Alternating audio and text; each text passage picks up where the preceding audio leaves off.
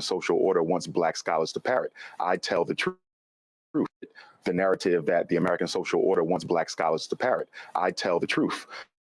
I don't scratch unless I itch, and I don't dance unless I like the music. And because okay, so you saw that. That's literally how it all began. Okay, and a little bit later, I'm going to show you when things went sideways, and this is really why he got upset. So he goes on Joe Budden's podcast, which dropped last month, and Joe asked him about this so-called beef. Nothing like that. I didn't know that you had Roland Martin beef.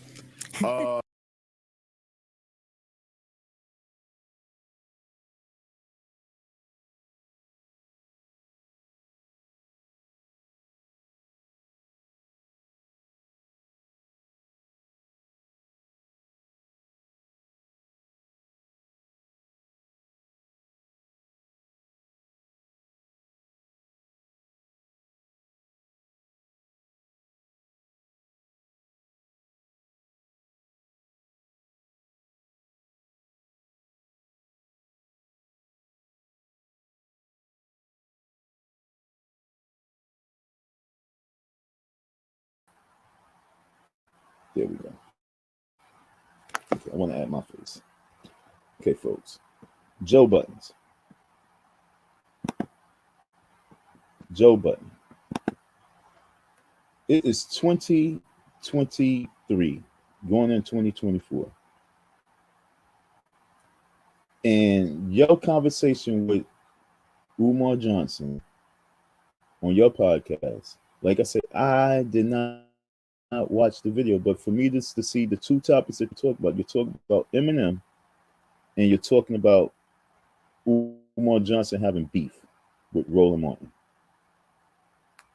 And neither one of them knew that they really even had beef, but you and your corny crew didn't do their homework.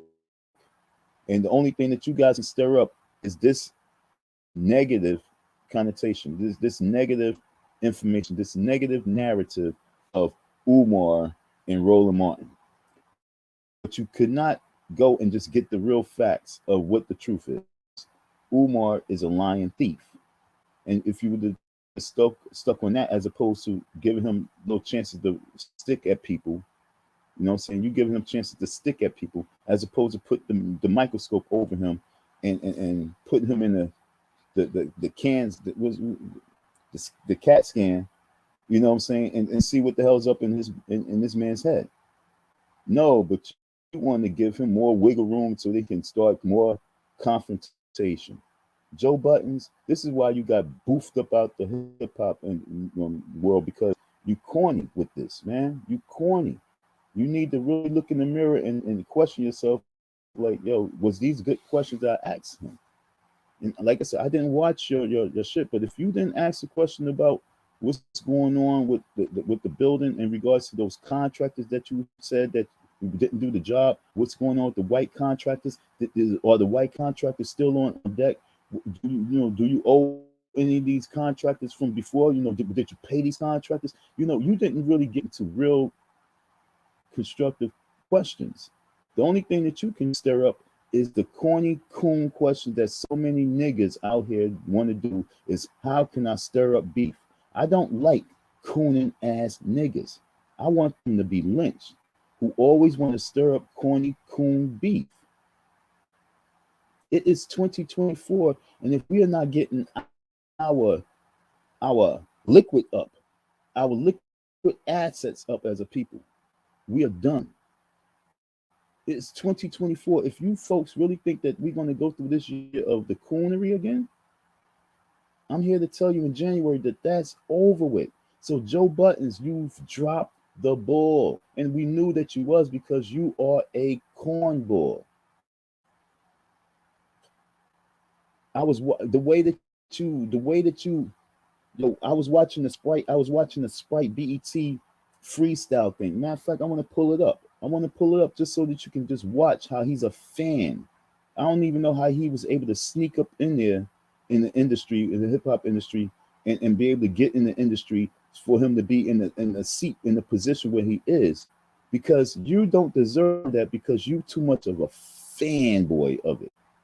You a fanboy.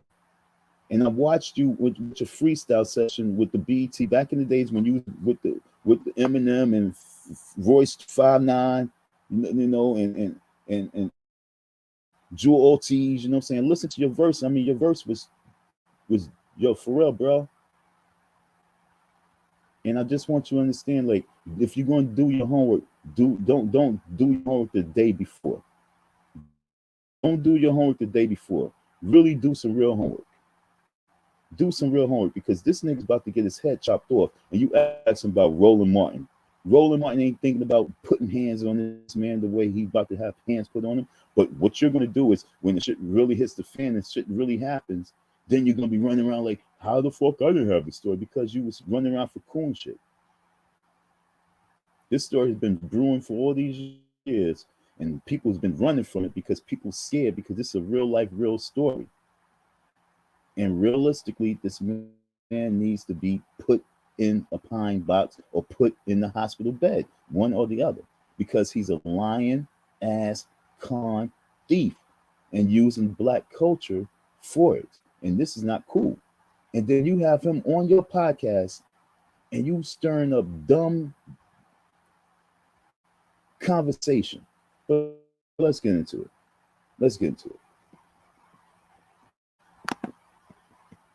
I didn't even mean to go into that. It's just that I'm looking at this nigga Joe Budden's face and the question, well, we didn't know that, nigga, because you don't pay attention to nothing anyway. You paying attention to coon shit. Oh, I didn't know that you had beef with Roland Martin.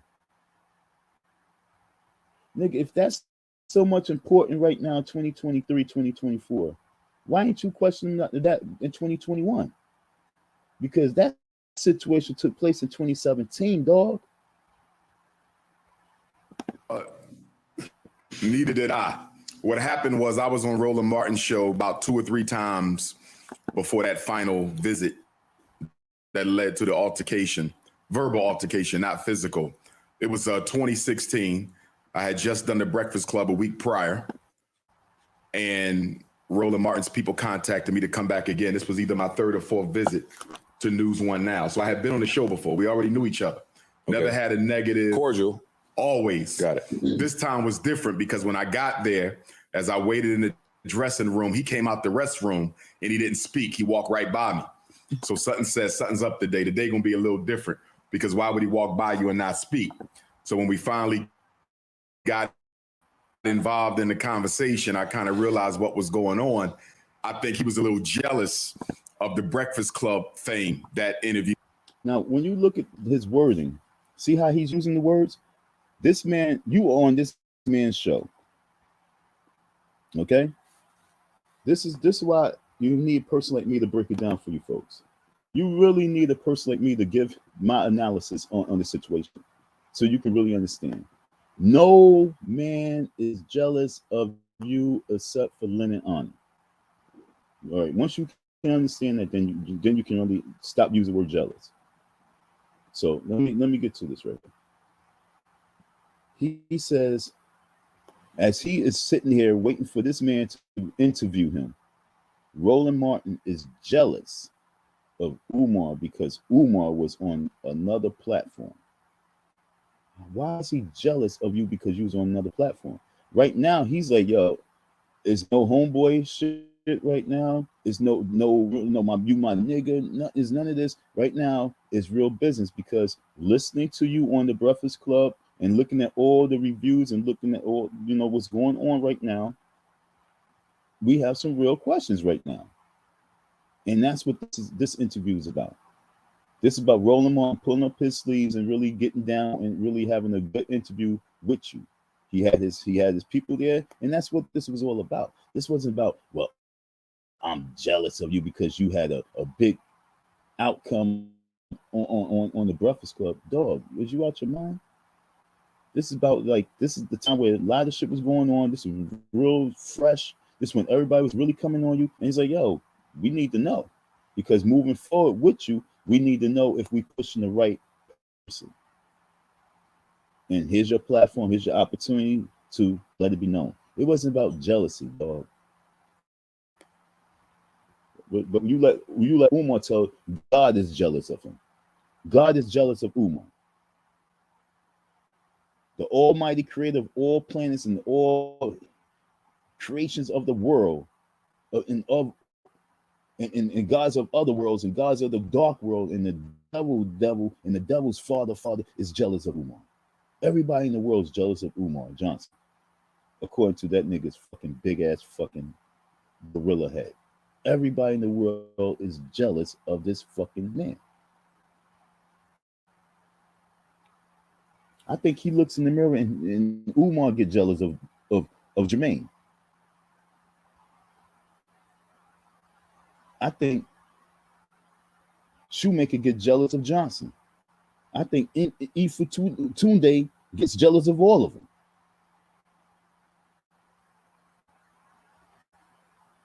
I think all the jealousies within this own man's his own self. The jealousies within him. He's jealous of himself.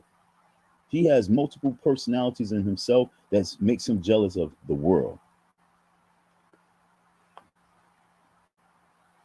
A person who uses that word jealous to others is really jealous of them. And that's a real fact. I know Umar is jealous of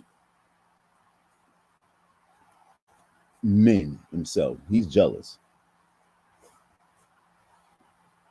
But I'm not trying to talk. I want Roland to talk. I'm trying to do something. It's just that it's so hard for me not to have commentation. He went viral. All of them go viral, but that one went viral. And at that time, I guess he wanted to take some of the air out of my balloon. So he questioned my credentials, my blood relationship to the Honorable Frederick Douglass, a couple other things. And I think he had set up his panel in such a way that I think they were supposed to intellectually massacre me, which nobody on the planet Earth can do that. They was gonna get you. So they ended up getting intellectually massacred, and that was the end of it. But I didn't appreciate what he did. I thought it was a bitch move. I've been on your show plenty of times. You know, I'm driving down here from Philadelphia, taking time out of my busy schedule. I could be doing other things, and you use that time to try to insult me. But it backfired on him, and I think that's partly the reason why the show was canceled by the end of the year, because I'm very, very popular among Black folks. I'm probably the most popular Black scholar in modern history when it comes to mainstream Black America, even though my views are considered rather controversial. And so when Roland Martin did that, I don't think he properly anticipated or calculated the collateral damage. But by the end of the year, he was off the television. All right, so y'all heard all that BS. So we gonna do it this way. So we're gonna replay that, and then we're gonna unpack it with receipts. So re-rack that, please, and then I'll tell you when to stop. Nothing like that. I didn't know that you had Roland Martin beef. Neither did I. What happened was I was on Roland Martin's show about 2 or 3 times before that final visit that led to the altercation, verbal altercation, not physical. It was 2016. I had just done the Breakfast Club a week prior, and Roland Martin's people contacted me to come back again. This was either my 3rd or 4th visit to News One Now. So I had been on the show before. We already knew each other. Okay. Never had a negative. Cordial. Always. Got it. This time was different because when I got there, as I waited in the dressing room, he came out the restroom and he didn't speak. He walked right by me. So Sutton says, all right, y'all, when I do the show, I'm focused on the show. A lot of times, I don't even speak to the guests. A lot of times, I don't speak to the staff. When I'm locked on the show, boom, I'm going from makeup down to the studio. So Umar, you ain't that special. A lot of it happens here. A guest can be sitting in the chair. I'm coming in, I'm getting stuff, I'm doing whatever. I'm not sitting here talking to people, speaking to people, because I'm trying to focus on getting on the show. And that. See, Umar wants people to really. He think he's 6'3".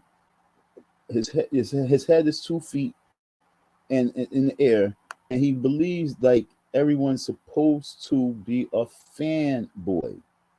And when you don't be a fanboy of him, he gets mad and wants to make it seem like you are jealous of him. I told you there at the beginning, like I wasn't moving as a fanboy. Once I was in the situation, I'm in the situation. It's no longer me being a fanboy, and I'm not a fanboy. So it's hard for me to be even like for me to even act as if I'm a fanboy. I can show you love, okay? I can show you respect, but I don't show you. I'm not showing you the fanboy. And so once he saw that I wasn't a fanboy, like Al, this dude, this light skinned dude, Al from Jersey, who got my video flying around. Al, yo, you need to holler at me. Tired of people putting my video out there. That's my video. But Al's a fanboy of Umar. I'm not a fanboy. The good guys was fanboys of Umar. I'm not a fanboy.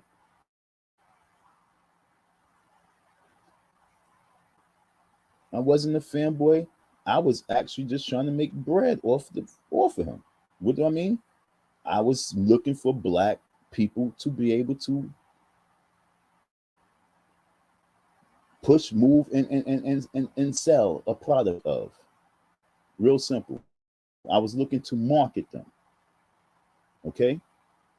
It wasn't about marketing rappers and actors. It was about marketing something that has some type of substance. So I was researching, and that's why I came across this cat. Listen to what he had to say. He has a lot of things that's similar to what I think, period. It's just that he is demonic with his, I'm not. That's the difference. He's demonic with his opinion, his thoughts. I'm not demonic with mine. I'm more realistic on the reality too. He's a manipulator. But I can't be no fanboy. And as Roland saying, yo, nigga, you've been on my show 3 times already. You here. What's up, ooh? We're going to have this show. We're going to do what we do. You're going to be out of here. Because we don't have no real ties to each other.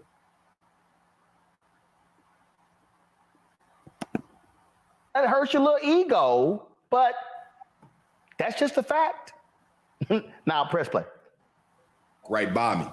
So Sutton says something's up today. Today gonna be a little different because why would he walk by you and not speak? So when we finally got involved in the conversation, I kind of realized what was going on. I think he was a little jealous of the Breakfast Club fame. That interview went viral. All of them go viral, but that one went viral.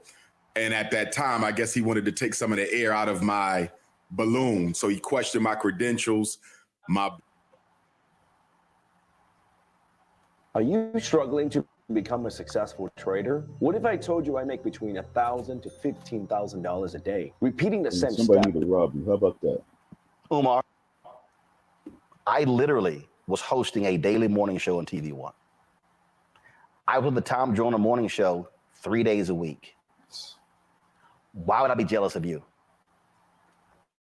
Like, really? Why would I be jealous of you? Like, his words are so off, jealous. Like, dude. I've gone viral numerous times. I don't get off about going viral because that means nothing. So why would I remotely be jealous of you? See, this is the new lie because he hadn't used that one before. So now that's the new lie he's trying to spin. Dude, you mean nothing to me. Like, literally. I'm not jealous of, hell, anybody in media. Why would I be jealous of somebody not in media? I was speaking to millions every day, 3 days a week on Tom Joyner morning show. You think I'm jealous because you went on the Breakfast Club? Yo, that's some deep shit right there. Like, yo, dude, I'm with Tom Joyner. I'm here. I'm on CNN. I'm on TV One. I'm on here. I'm on here. I'm here. You do an interview, and I'm supposed to be jealous. I mean, I could see if Charlamagne or DJ Envy or the Breakfast Club itself, 105.1 says something like that. But for a guest to say to a person who hosts panels of people, for a guest to say that I think that this person was jealous of my viral success, he sounds like a child. He is 50, he's 40 some years old of age, 50 years of age, and using the word jealous towards another man. It's not jealousy, yo. We just want to shake your head or your head off your shoulder because you misrepresenting us. It has nothing to do with jealousy. But these are lies that he could constantly put out there so that weak ass folks who can't hit, who can't see the truth will just roll with that. Roll with it. They're gonna roll with it. That's like Blood relationship to the Honorable Frederick Douglass, a couple other things. And I think he has set up his panel in such a way that So Umar says, he questioned all these things. Here's the problem, Umar. I don't delete emails. I have receipts. Go to my iPad. July 6, 2017. This is the actual email. I sent an email to the booker, the executive producer, as well as the senior producer on the show. Hey, Dr. Umar Johnson, book him on the show to discuss Black Twitter, lighting him up about his recent Breakfast Club interview. The booker, Chandra Hughes, copy will reach out now. That's the actual email. Why? What did I actually say in the video when he came on? People were talking about your appearance, and they were asking all these questions, and they were questioning your credentials. Oh, I'm sorry. Y'all might think that's not true. Okay. But go back and actually watch the clip. I actually said it. So you see the correspondence. Oh, then it was like, oh my goodness. He set his panel up. Y'all, let me explain something, y'all. The panel don't know who coming on the show. How about this here? Today's Matt, Michael, Kelly. Have y'all ever were set up to say, hey, this person is coming on, so I need y'all to do this when this person comes on? No, I wouldn't do it Not if never. people don't tell me what to say. No, but has it ever happened? Not Hell never. no. Now, I don't know what a panelist is going to say. All three of y'all can agree. Matter of fact, if I'm correct, me and Michael got into it when he questioned one of them Byron Donald's white wife. Well, we got into a number. I don't, but So, he's basically breaking down, like, Umar tried to say he staged the platform. He's saying that Umar,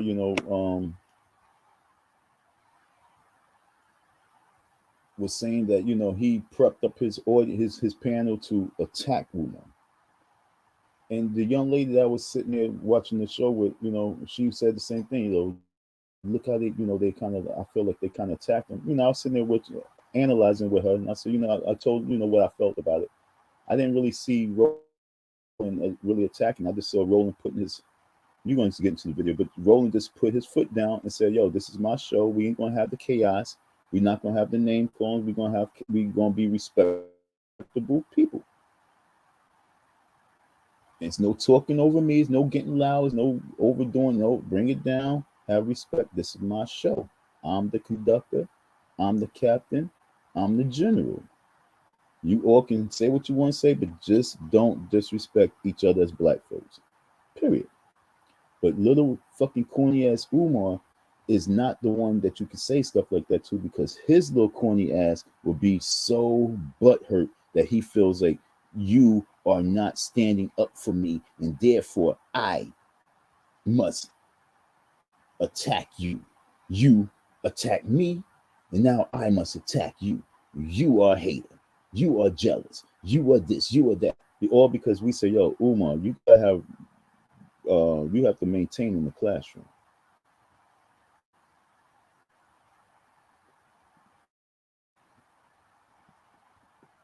But no, not Umar. He feels as if you attacked him. So there was a part in here I wanted to go to. Let's see, where is that? 16. Let's see where it's at. The point I'm making, You and I don't even ask. Listen to me clearly, y'all. Now go keep it on the panel. I need people to understand. I don't even ask the panelists what they think. And let me explain to y'all why. Because when I was on CNN, they used to assume they knew what I was going to say. When I was on CNN, they would literally sit there and, oh, so-and-so is going to say this. When I filled in for Campbell Brown, we were discussing Michael Vick and if he served his time, should he come back to the NFL? And there was, he actually talked about, oh, Okay, Are you still wearing enough layers to insulate Alaska? That's why you need the new and improved Bears. oh my goodness, it was a setup. It was how I got set up. And that was the end of it. Nobody on the Watch this. I think they were supposed to intellectually massacre me, which They were. nobody on the planet Earth can do that. They was gonna get and you. so they ended up getting intellectually massacred, and that was the end of it. But I didn't appreciate what he did. The You know, I setup. thought it was a Blindside. bitch move. Stop right there. You showed plenty of Stop right there here. Oh, I didn't appreciate what he did. Now you hear Melissa Ford say blindside. He wasn't blindsided. Now he said that lie before. He ambushed. Oh, I was ambushed. Really? Go back to my iPad. Y'all see this? Hi, Susan and Roland. Here's a copy of today's release. Let me know your thoughts and thanks. This is a press release. The press release says, controversial psychologist Dr. Umar Johnson thinks interracial marriage negates efforts of black men dedicated to racial equality. 14, So the 2017. press release lists in here in terms of what was talked about. We told him the topic beforehand. He knew the topic beforehand. It was in the show tease. It was in the show intro. It was in the segment intro. So not blindsided, not ambushed. Folk just disagree. So therefore, when Umar said that Roland did not speak to him, and when Roland did not speak to him, he already went into a defensive mode. My corny ass friend be saying some dumb shit. Like I'm talking to him about one thing, and he's trying to analyze my talk and say and then rebuttal it and fight it. And I'm sitting here like, yo, dude, I just asked for this. He said, well, I don't know, because when you ask for certain, it's always something. Like, dude, what are you talking about? And his cousin standing there, sitting there looking at him like, yo, bro, he just asked for this. He said, matter of fact, yo, Don, here, hold that, and gave it to me. And we looking at him like, yo, what's wrong with you, dog? That's why you're a scumbag. You're doing too much thinking. And that's what Umar do. He overthinks. Then he puts himself into a position where now he has to defend that negative thought that he put out there in the world. And he defends it all the way to the end and makes him look real stupid. But here was the point that this is really why Umar got mad, upset. No. From the interview from 6 years ago. And this is why he still got a bug up his ass. By murder happened. Based on what? So the idea that somehow a white person can't understand our struggle? I No could way. care less what they understand. I'm No asking way. you, what have they done systematically He already to told you improve that. the opportunities He of already white folks? told you He that. did not tell Oh, me yes, that. you did tell He tell did you not that. tell me that. You're going to tell me that guys like Tim Wise and Reverend Wallace don't understand What about race in Tim America? Wise? They don't understand race He in America? articulates They don't racism. So but all- what has he done to There are no white systematically people that understand race in eliminate it? America. There's not no a white people. person There's in no white America. people One understand second. race in America. Now, I remember when I was sitting there with Shorty, I was watching this, because it was my first time watching. I was looking at Roland, his whole demeanor. He was looking at everything. He was looking at the table. He was reading stuff. He's just getting on. He's in his own world, letting the people talk. But then, as you see, he kind of put a pause. America. There's not a white person. Them going to you. There's not a white. He's still trying to keep order. You understand? People, he's still trying to keep order. He's doing his job as a professional. Look at him. I want y'all to pay attention to Roland well this whole time. He's being a professional now. Go to the beginning. Okay. No. By murder happened. Based on what? So the idea that somehow a white person can't understand our struggle? I No could way. care less what they understand. I'm No asking way. you, what have they done systematically He already to told you improve that. the opportunities He of already white folks? told you He that. did not tell Oh, me yes, that. you did tell He tell did you not. that. Now we look at Roland. So he's on his iPad. He's letting them talk. He's listening, letting them talk. He's so professional. I was watching. I was watching. Now this woman, she's going in, and she's going hard. And I was trying to figure why she's going in and so hard. So I kind of went on the defense, right? But let me pull something up. Just I went on defense, but let me pull something up. This is a freestyle, so I'm sorry. Let me pull something up. YouTube, boom. Let me pull something up so you guys can understand her point of view. I'm gonna give you her point of view. So I'm gonna give you a visual of her point of view.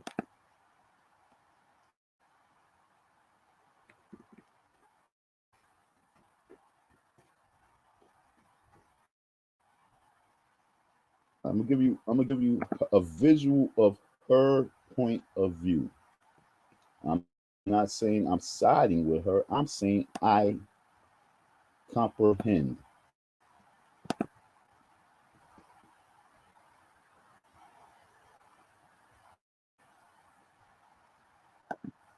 Okay, so now I'm gonna give you this visual.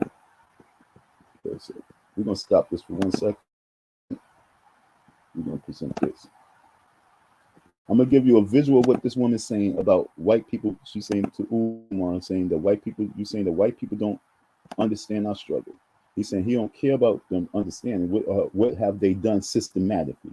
I'm gonna show you one white man, and I'm gonna show you one black man, and I guarantee you the world will feel and understand the impact of this one white man understanding the black man's struggle.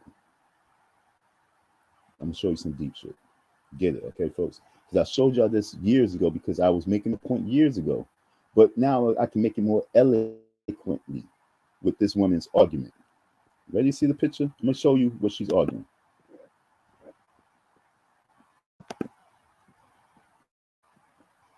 See the image that's on the screen? You know who that is? That's Mike Tyson and Customado. Customado, okay? Customado fired his trainer,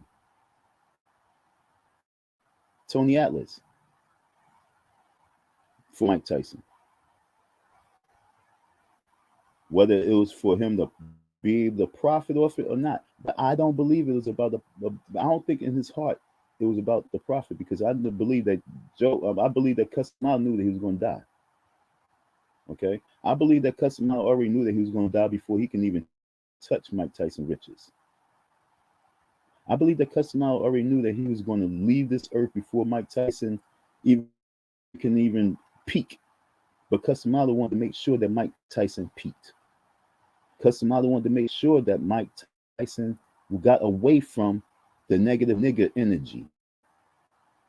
Customado wanted to make sure that Mike Tyson had a better world, because Customado understood. There's no telling what Customado, and like I said, Customado, when you dig a little bit into Customado's history and his lifestyle, I believe that he understood the black man struggle. I believe he had Pat Patterson, the other champion. He had a lot of colorful people in his entourage because he understood their struggle. So for Umar Johnson to be in the year 20-something, 2020s and 2019s and 2016s and still putting that narrative out there, that's what make a person like her be defensive for the white man, for the white people. And then, ignorant niggers would be like, why she's so defensive, as opposed to being a balanced person, a balanced human being, and understand why she's being so defensive at this day and time. And I can understand. Joe Customado proved this point. Okay, let me let it play. Say what you want, feel what you want, but I believe in my heart and my soul that this white man right here wanted to make sure that that black boy right there prospered. That can be the debate. forever, and then you let Mike Tyson tell your story. So let's let Customer speak, or whoever speaks. He has the potential, and most of all, he has the desire. I can say honestly, I have a very deep affection for him. I do. To me, he's my boy. He's with me. I often say to him, you know, I owe you a lot, and he doesn't know what I mean. I'm going to tell him now what I mean. If he weren't here, I probably wouldn't be alive today.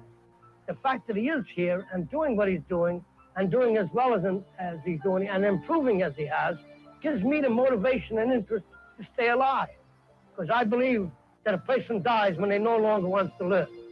But I have a reason with Mike, and he gives me the motivation. I will stay alive, and I will watch him become a success. Because I will not leave until that happens. He has the ability, he has the potential, and most of all, he has the desire. I can say honestly, I have a very deep affection for him. I do. To me, he's my boy. He's with me. I often say to him, you know, I owe you a lot, and he doesn't know what I mean, but I'm going to tell him now what I mean. If he weren't here, I probably wouldn't be alive today.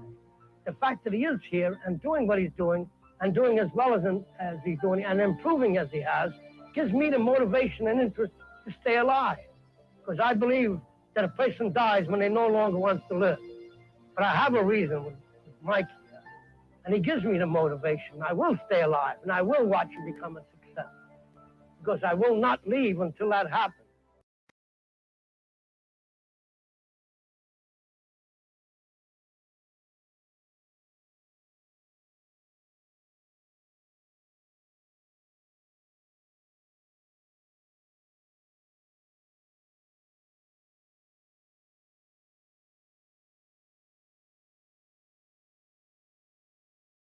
Tell me that. You're going to tell me that guys like Tim Wise and Reverend Wallace don't understand What about race in Tim America? Wise? They don't understand race He in America? articulates They don't racism. So what has he done to there are no white systematically people that understand race in eliminate it? America? There's not no a white white people. person There's in no white America. people that understand race in America. There's not a white person. I'm going to Eugene. There's not a white person in America who has ever worked to systematically eliminate the white privilege that they benefit from vis-a-vis your oppression. You're lying. You know, Eugene, 190 million people in America. Eugene. We're not going to go there. We're not. I haven't called me a liar, and you're cool. Well, it's a fact that Watch you're how lying. you talk It's to a me, fact or that watch you're how I lying. talk It's a to you. fact that you're I lying. understand you. To say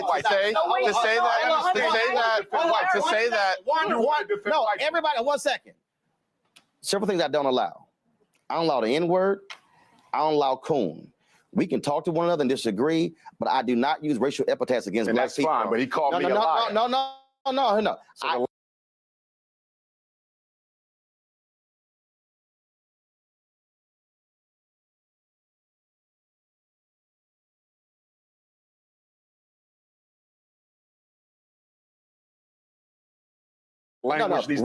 Racial epithets will not be used on this show. And that's fine. By anybody. But how we talk to each other needs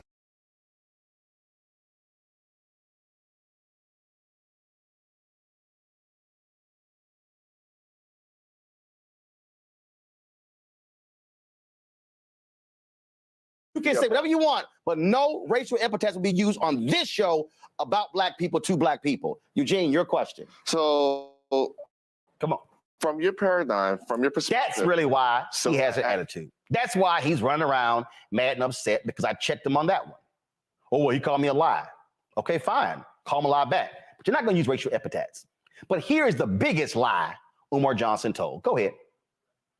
He massacred, and that was the end of it. But I didn't appreciate what he did. I thought it was a bitch move. I've been on your show plenty of times. I'm driving down here from Philadelphia, taking time out of my busy schedule. I could be doing other things. And you use that time to try to insult me. But it backfired on him. And I think that's partly the reason why his show was canceled by the end of the year, because I'm very popular among black folks. I'm probably the most popular black scholar in modern history when it comes to mainstream black America, even though my views are considered rather controversial. And so when Roland Martin did that, I don't think he properly anticipated or calculated the collateral damage. But by the end of the year, he was off the television.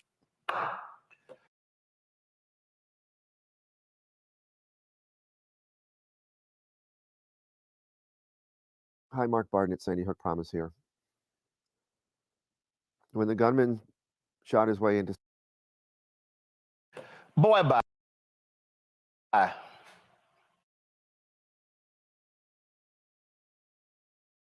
End of the year, he was off the television. Boy, bye.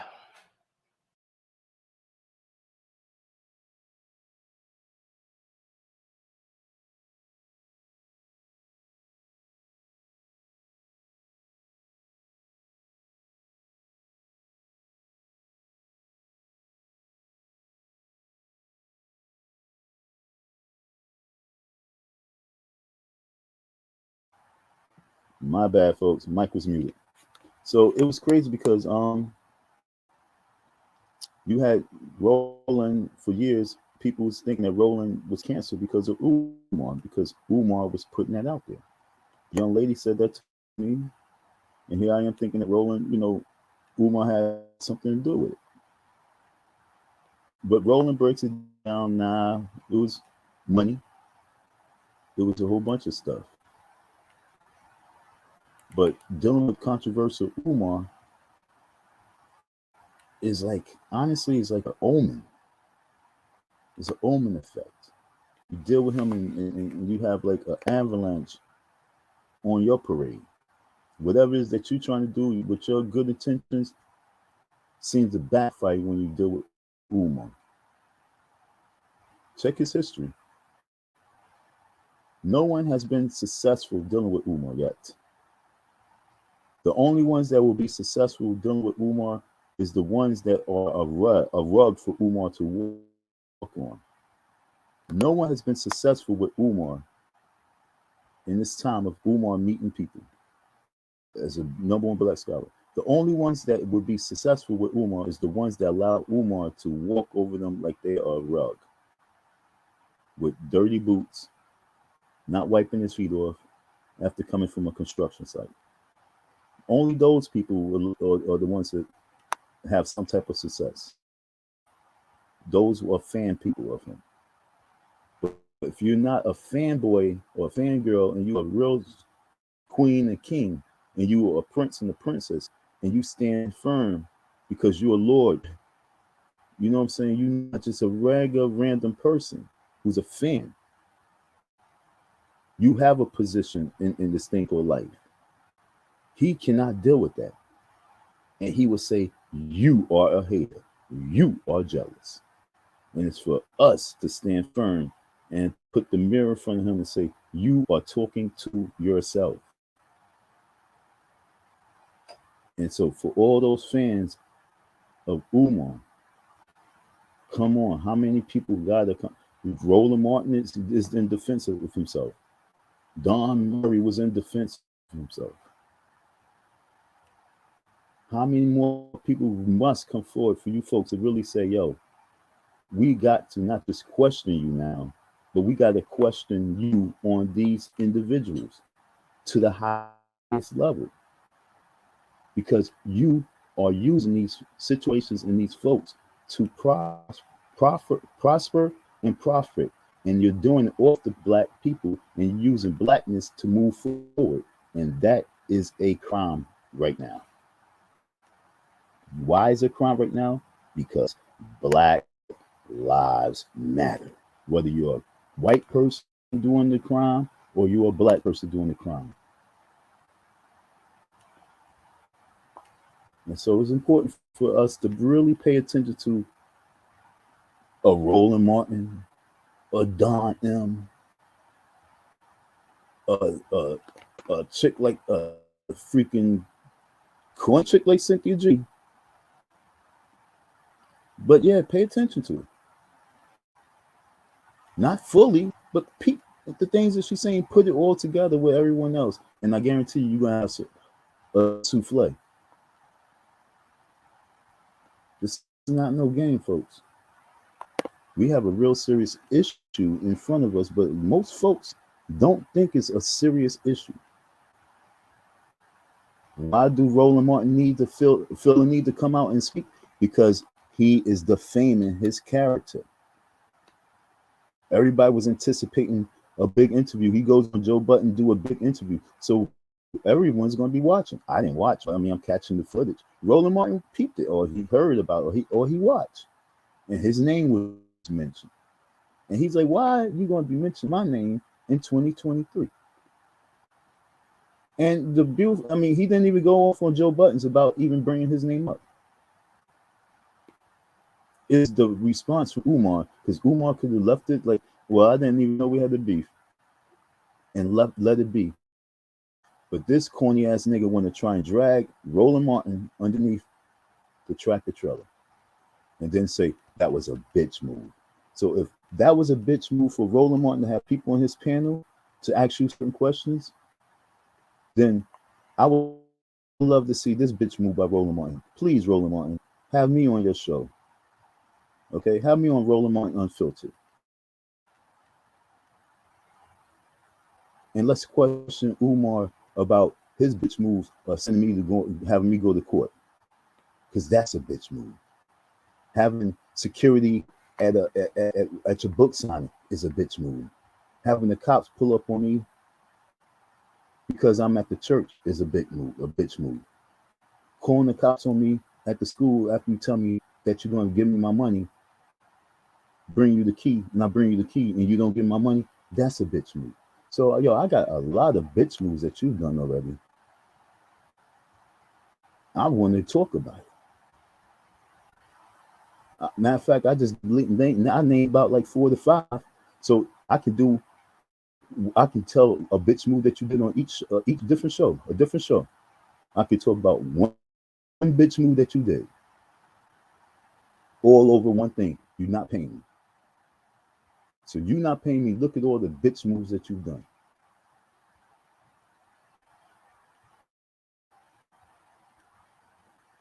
Matter of fact, let me catch it for you folks, so you know what I'm saying, because he called Roland Martin a bitch. He said that was a bitch move. Let's see if I can find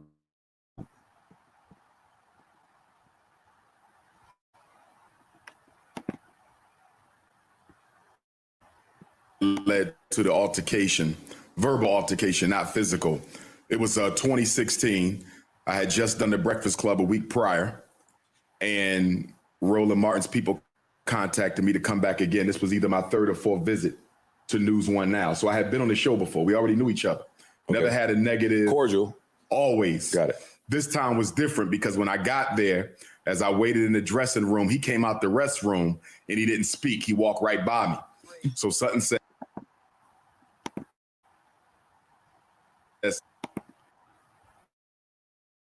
all right.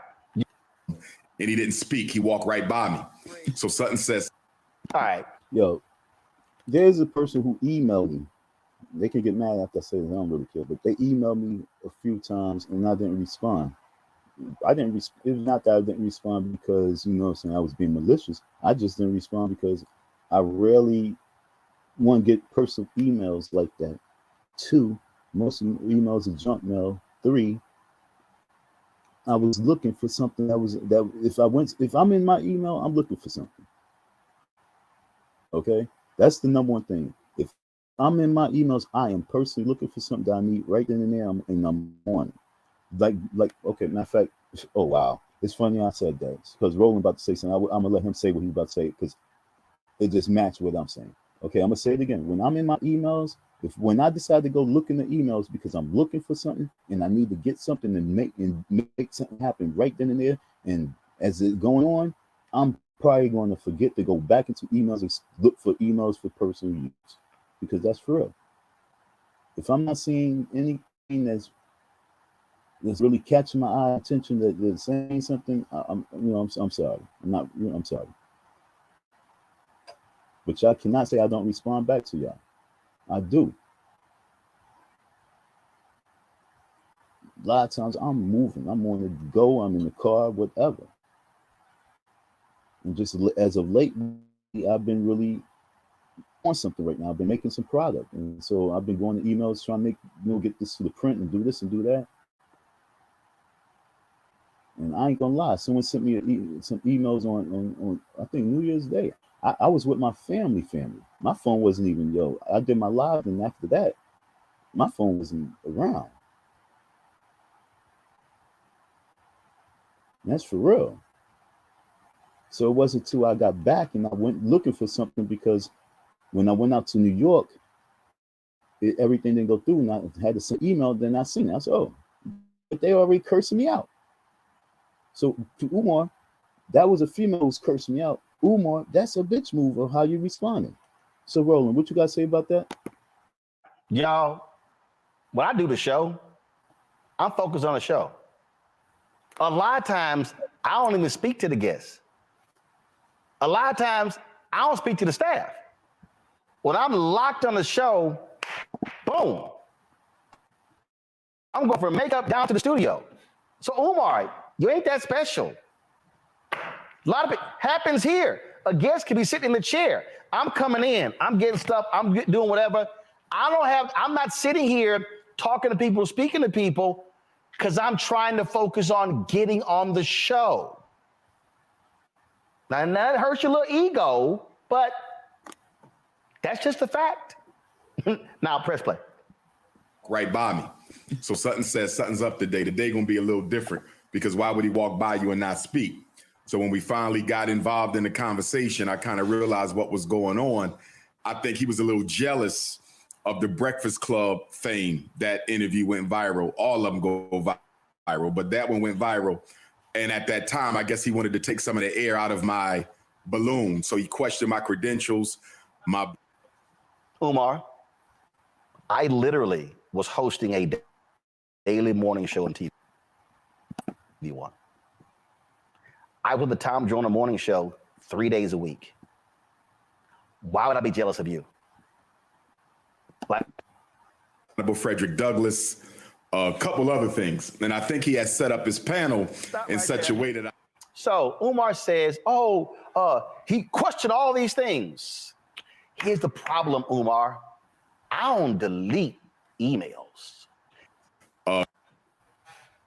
Blood relationship to the Honorable Frederick Douglass, a couple other things. And I think he has set up his panel in such a way that So Umar says, he questioned all these things. Here's the problem, Umar. I don't delete emails. I have receipts. Go to my iPad. July 6th. Bitch move. Stop right there. But I didn't appreciate what they was gonna get and so they ended up getting intellectually massacred, and that was the end of it. But I didn't appreciate what he did. I thought it was a bitch move. Stop right there. I'm gonna hear it. Watch this. I think they were supposed to intellectually massacre me, which nobody on the planet Earth can do that. They was gonna get you. So they were supposed to intellectually massacre me, which nobody on the planet Earth can do. Yo, he said they tried to intellectually massacre him, which nobody on the planet Earth can do. Well, here's a challenge, Umar. Challenge for the money that you owe me. Come on my live, and let's see if I can intellectually massacre you. If I lose, I delete my channel. Okay? You don't owe me shit, and I will ban myself from talking about you forever. And that's a promise. If I win,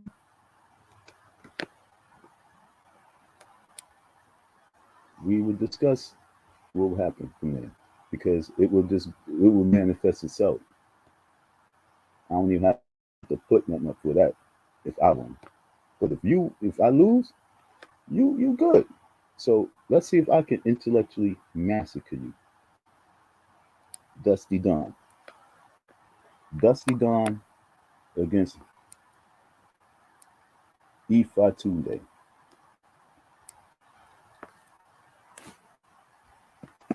Do that. They was gonna get you. So they ended up getting intellectually massacred, and that was the end of it. But I didn't appreciate what he did. I thought it was a bitch move. Stop right there. Your show plenty of stop. Appreciate what he did. I thought it was a bitch move. Stop right there. But I didn't appreciate what he did. I thought it was a bitch move. Stop right. I thought it was a bitch move. It's okay for him to be on live airs on. Let me go on camera. Because it's okay for him. It's okay for Umar to go online on on the radio stations and on all people platforms and say that what these guys did to him is hating, jealousy, and bitch moves. But he wants to ban me from telling the truth. He don't want to pay me for speaking the truth. Everything that you've been doing since I told you from day one to stop doing, over 6 years ago, I told you stop doing certain things. Everything that you've been doing has been bitch moves. I was at the school because when I was listening to you at the school, I heard you talk about doing more bitch moves and not focusing on your manhood, doing your manly duties. So if you want someone to show you that you can be intellectually massacred, please come to my platform. Let's have a conversation. It will be worse than the Texas Chainsaw Massacre. And the Ultimate Trolling Warrior be standing there in the ring with the belt, standing over Hulk Hogan with his foot on his chest, pinning him 1, 2, 3, with the belt over in the hand. After the ass whipping I did to you in the ring, I'm gonna go out there, get your belt, bring it into the ring, then stand on you and get the 3 count because you already done. Okay.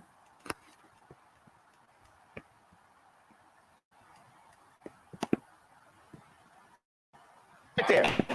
Stop right there. Oh, I appreciate what he did. Now you hear Melissa Ford say blindside. He wasn't blindsided. Now he said that lie before. He ambushed. Oh, I was ambushed. Mm-hmm. Really? Go back to my iPad. Y'all see this? Hi, Susan and Roland. Here's a copy of today's release. Let me know your thoughts and thanks. This is a press release. The press release says, controversial psychologist Dr. Umar Johnson thinks interracial marriage negates efforts of Black men dedicated to racial equality. So the press release lists in here in terms of what the topic beforehand. He knew the topic beforehand. It was in the show tease. It was in the show intro. It was in the segment intro. So not blindsided, not ambushed. Folk just disagree. But here was the point that this is really why Umar got mad, upset. No. From the interview from 6 years ago. And this is why he still got a bug up his ass. By murder happened. Based on what? So the idea that somehow a white person can't understand our struggle? I could care less what they understand. I'm asking you, what have they done systematically to improve the opportunities of white folks? He did not tell me that. Yes, you did tell me that. He did not tell me that. You're going to tell me that guys like Tim Wise and Reverend Wallace don't understand race in America? Tim Wise? They don't understand race in America? He articulates racism. So what has he done to systematically there are no white people that understand race in America? There's not a white person in America. There's no white people understand race in America. There's not a white person. There's not a white person in America who has ever worked to systematically eliminate the white privilege that they benefit from vis-a-vis your oppression.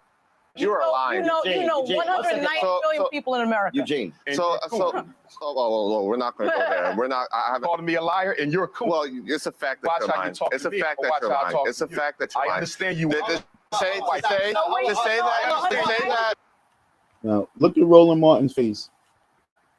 Okay, it was said already. Watch. We're not. I haven't called me a liar, and you're. We're not going to go there. We're not. He called him a coon one time, and he's looking down there at him. So okay. Called me a liar, and you're a coon. Well, it's a fact that he called him a coon 2 times. Roland Martin didn't break. He's still looking down at him, and he's watching Eugene's expression, feelings, and emotion. It's a fact that you're lying. It's a fact that you're lying. I understand you. The camera went off Roland, and he was like, all right, stop. It's because whatever Eugene was trying to say and get out never got out, and now it's switching on to the coon topic, and now this has not. You know what I'm saying? Let's see. Say that. No, everybody, 1 second. Several things I don't allow. I don't allow the N-word. I don't allow coon. We can talk to one another and disagree, but I do not use racial epithets against black people. That's fine, but he called me a lot. And that was it. That was it. That was let the man speak. Like, yo, my bad. You know what I'm saying? He kind of said lie, and I just jumped and said, cool, my bad. But it's not that. It's back and forth with the host and really taking away the real content. Because now it's this content right here is now just for the fans. This is for the Umar fans. This is for the coons.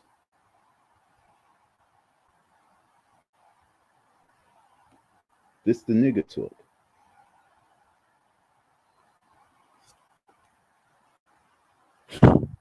And the man didn't even get a point out to, you know, to really prove that he is the coon, you know, but he's already a coon. No. So the language these watched on both racial sides. epithets will not be used on this show. And that's fine. By anybody. But how we talk to each other. You can say whatever you want, but no racial epithets will be used on this show about black people to black people. Eugene, your question. So come on. From your paradigm, from your perspective. Lots of views.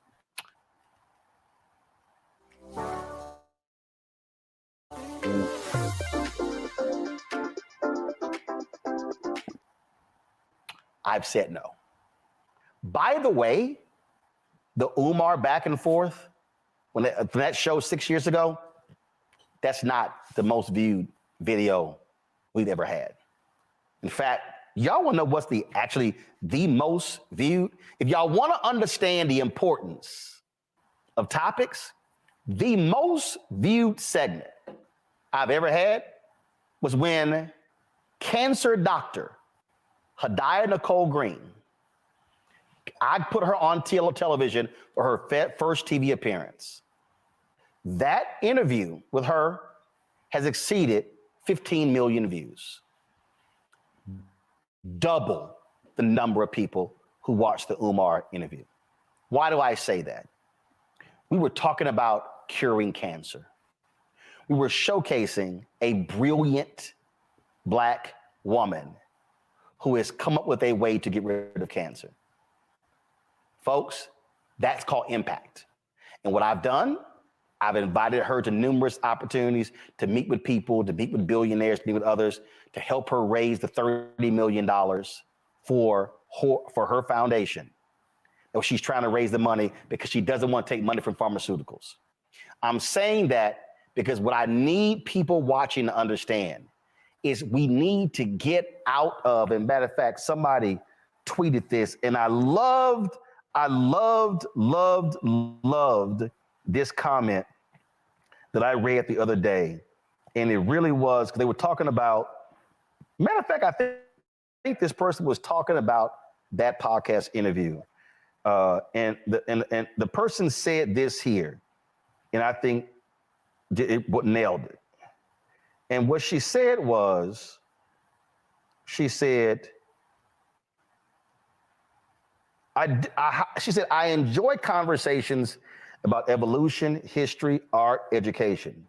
What may affect me within the next 5 years on an interpersonal level piques my curiosity. But all this shit that's for engagement, not enlightenment, nope. All of this stuff that's for engagement and not enlightenment. Our goal with this show and the stuff that we do, yes, we have fun. Yeah, we joke. I know it's Kappa's anniversary today. Here to be messy discussions that are going to generate lots of views. I've said no.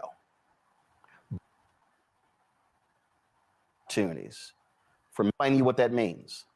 There have been numerous opportunities for me to do what I consider to be messy discussions that are going to generate lots of views.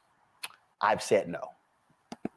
And that was with me as well. You know what I'm saying? So many people was so mad because I wasn't engaging with all those other content creators and their platforms. I'm like, if you guys want to talk to me, I have a little platform now. You can come over here, but for me to go to your platform and you not even being supportive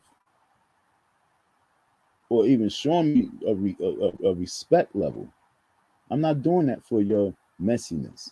To be part of your messy shit, be part of your panels where you got like 10 people there and they all pretty much against me. That's not happening.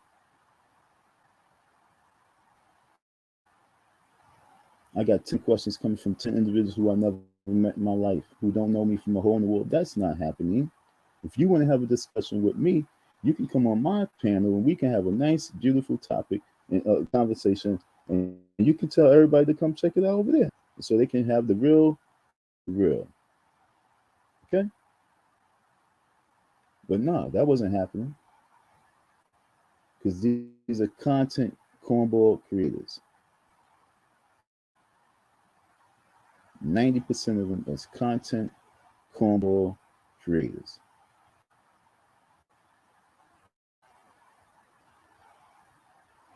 I like that.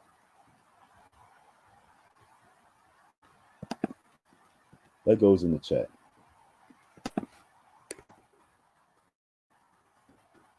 Content cornball creators.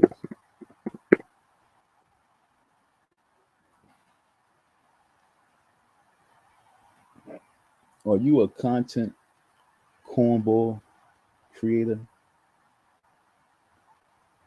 If you are a content cornball creator and you just here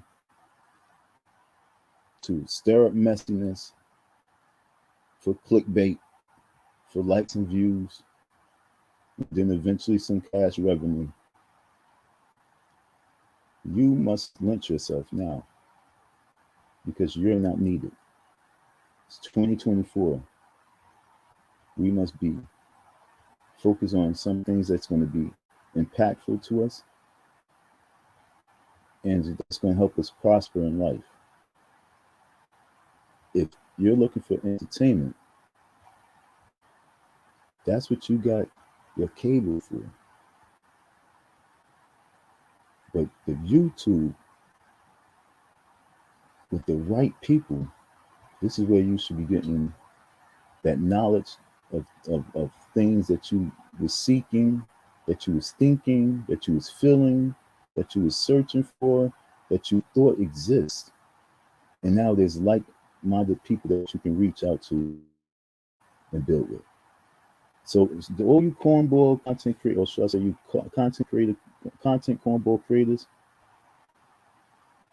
or either way you put it, cornball content creators, whatever way you want to put it.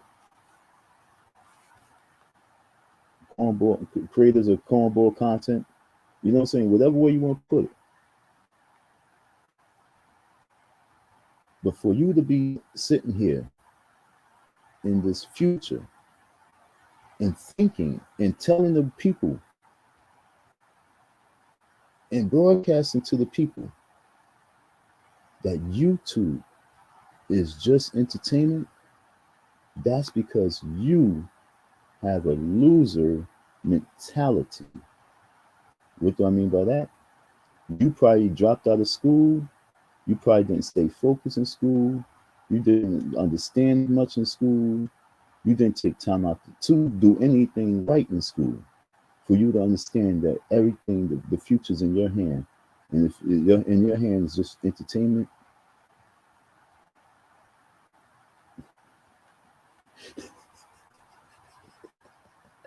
yo, damn, Don, yo, did you just drop a bomb on these people like that? Let me say it again. Let me help y'all out again. I'm trying to help y'all again. I'm trying to really help y'all. Okay. It's cold as shit right now here. Yo. If you folks still think that YouTube is just for entertainment, then that means that these content cornball creators really poison your mind.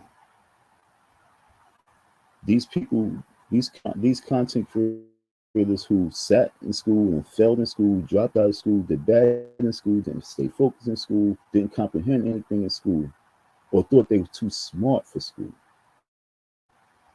thought they was too smart for their parents, thought they was too smart for the job that they was working in, thought they were just too smart for life. And now you are listening to these individuals, and they are saying to you that YouTube is purely entertainment. You're crazy. Because if you want entertainment, get cable. But if you want to be informed, be enlightened, be even persuaded by like-minded individuals on the things that you thought about, the topics that you thought about, the things that you felt and thought and heard and within yourself, and now you have other people that speaks on these situations, and you have the opportunity to be able to be part of and build with these individuals. And if you think that this is just entertainment, and you want to listen to these people who say that this is entertainment and it's in your hand, it's in your hand.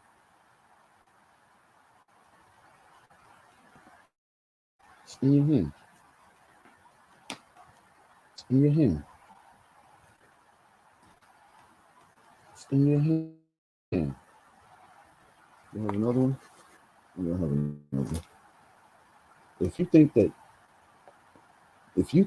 this is pure entertainment, if you think that this is pure entertainment, and you spending hundreds to thousands of dollars a year just to be entertained, to blind your vision, to blur your vision, because you know that you're blurring your vision while you entertain yourself, right? Since me being an entertainer to you folks, my vision has got blurry. I'm not seeing the words the right way. So for you folks to sit back and think that this is just entertainment, that means that you got possessed by the demon, and the demon got you really caught in the way that you believe that you are a loser because you cannot be able to profit from this technology, gain from this technology, invest in the future with this technology, utilize this technology to your best ability. If entertainment is the first thing that's on your mind when it comes to it, you are part of the problem.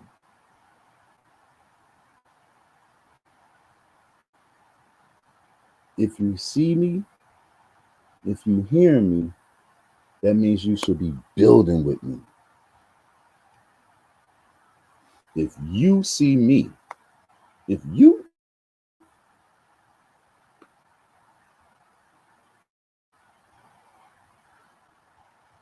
see me, then you should be building with me.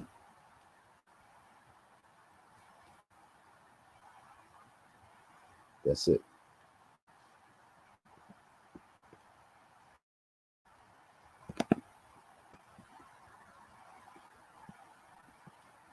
So on the Roland Martin situation, this guy right here, he said somewhere in the conversation that he knows Umar, like he met Umar before he met Roland. And you know, they did some things together, him and Umar. And you could tell he is a little bit of a cornball, because throughout this whole time he actually was saying that Roland, as a man, should make a phone call to Umar.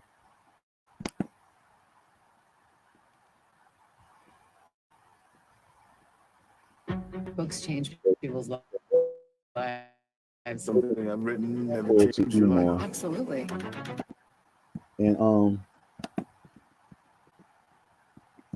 2012 here in Detroit.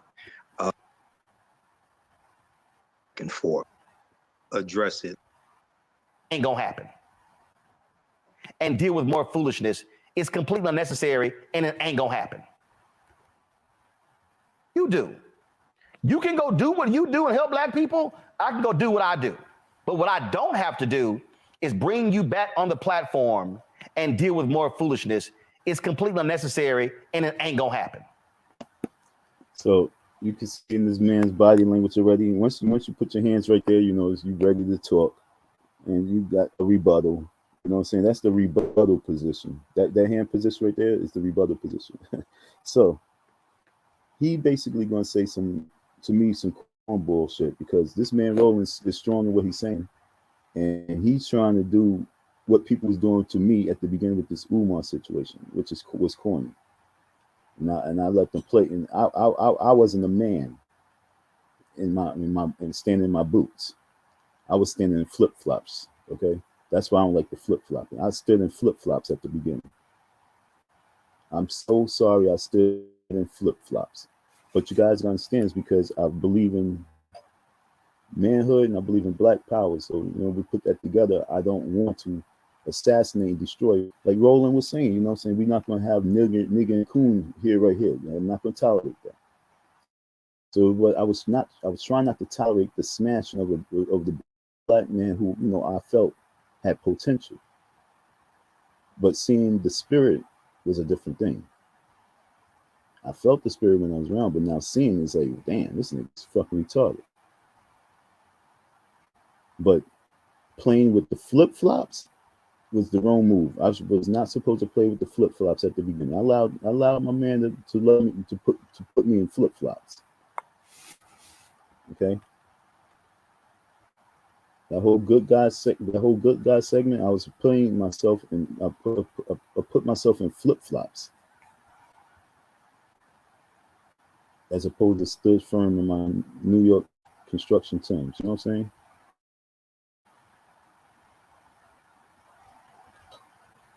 So, salute to Roland Martin for his stance, and now we're gonna hear what this guy had to say, which was, like I said, kind of corny, because he was suggesting that he wasn't a man.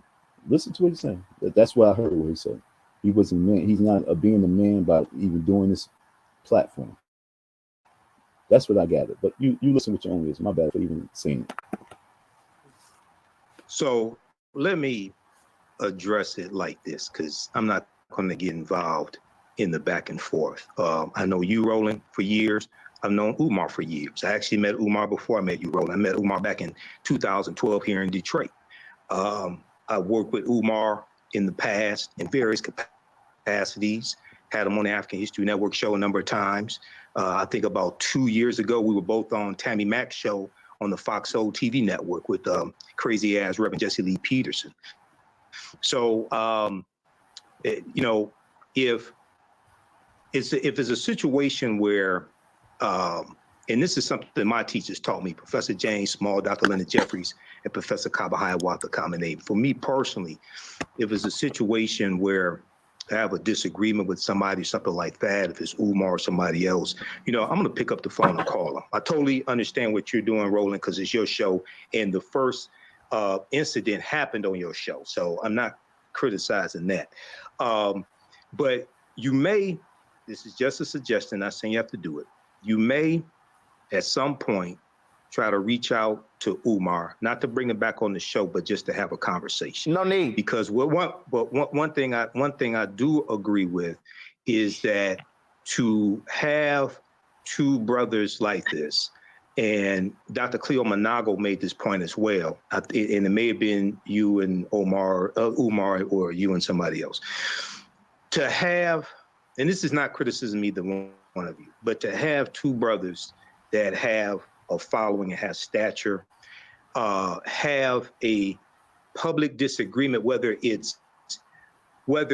not taking sides, but whether it's misunderstood or whether somebody is misstating something, whatever it is, it's not healthy for the community in general. That's my point. Actually, here's what I believe is healthy for the community. I believe that what is healthy for the community is when somebody lied publicly, they be corrected publicly. Now, So I'm glad Roland said that. Okay, I'm really so happy Roland said that. Okay, I'm glad I even went back. I almost ended the live, but I'm glad I went back because that was an important point. Okay, folks, this is a very important point, and I'm about to prove something even more immaculate on that point. Check this out. This man was talking about, you guys are having a discussion like this in the public, and two men of your stature, two men of your stature, two men of your stature. Homeboy.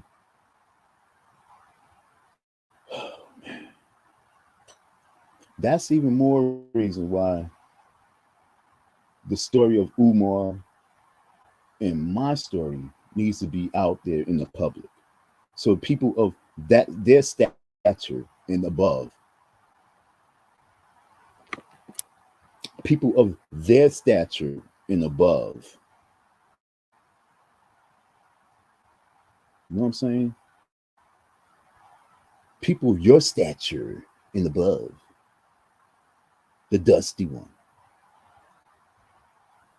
People above the dusty one's stature, they need to see who Umar is, period. He is who he is no matter what. And so for Roland to make a phone call to him, yo, TC made the phone call, TC sent text messages. That's why it's like, I'm not understanding these brothers, man. No, it's not about defending this man. It's about really putting the mirror in front of him and letting him know you bugged that fuck out. So why should this man Roland reach out to Umar? Because Umar is butthurt because Roland was having a show, hosting a show, and he put his foot down on everybody on the panel to cut it out. Why do he need to do anything? I'm really confused. Like the dude says, pure comedy. Whoever that is, I am who I am, says pure comedy. That's what I'm saying. It's pure comedy. Why should Roland have to step out of his manhood to call Umar and say, hey, Umar, I was watching the Joe Budden's podcast and, you said it was a bitch move that I did trying to set you up. Let's talk about this. Let me tell you something about Umar. When you're not putting that pressure on Umar and you let off a little bit and Umar thinks that you are punking, that's when Umar beats out. Because I tested it. That's why I'm so real frustrated, because I tested something with him. He don't even know I tested. Let me see if I can find the text message when I tested him, yo. And I'm going to show you to prove my point. This was a text message I sent to him way back then. And I sent this text, and I swear to you folks, when I sent this text, I wanted to see his response. Because I said, let me front and be humble. Okay? I said, let me front and be humble. Like I said, most of the times if I'm being humble, most of the times I'm fronting. What percentage I can't really give you.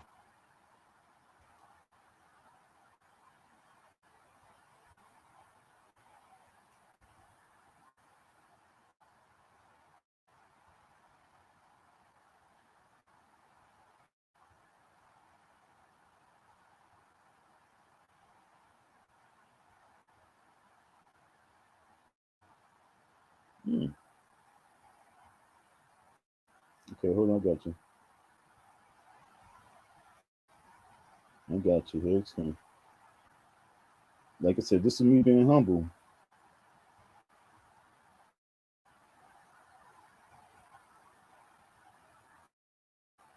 I'm gonna read it straight down.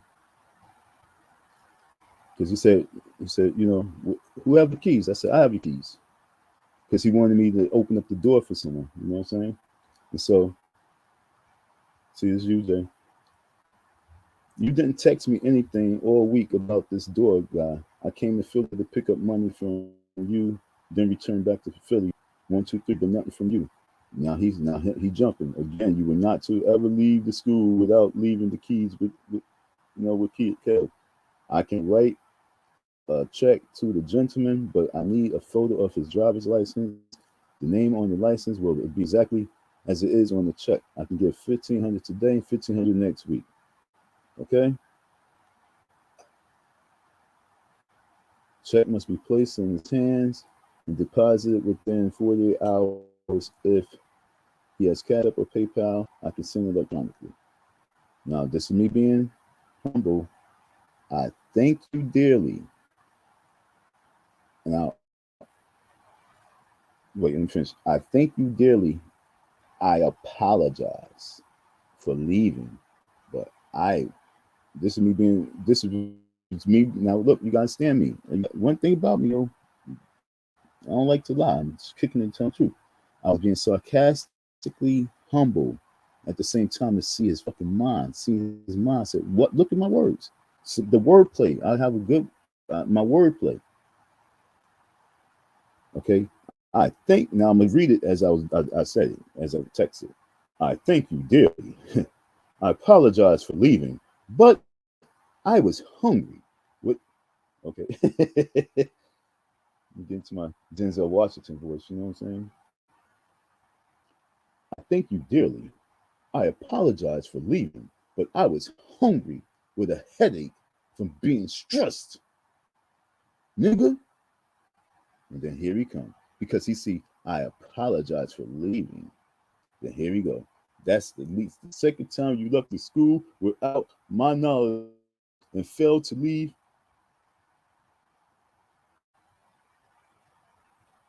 The keys with Kevin. You will not be working at the school during the month of December. You can resume January 2nd once you obtain the state issued driver's license. Oh, let's see more. I'll look at this for a minute. You can return January 2nd once you obtain the state issued. So if I was such a bad person, okay, now let me explain to you what the importance of December, okay? I'm going to explain to you why he said do not return December, because he was trying to figure out, like, what he's going, how he's going to cut expenses in for December, period, okay? Period. That was the whole game plan. So it was way much easier for him to have trust in the guys that he had there, Kevin and that other guy. I can't remember his name. But for him to just have the right trust in those two guys, because those two guys was fanboys. They would sit out there in the cold. Kevin would park the car out in front of the building and sit there for a few hours, although Kevin would bounce and leave, you know what I'm saying, be gone. But he'd come back and check out him, but he's not gonna stay put. But he's out there.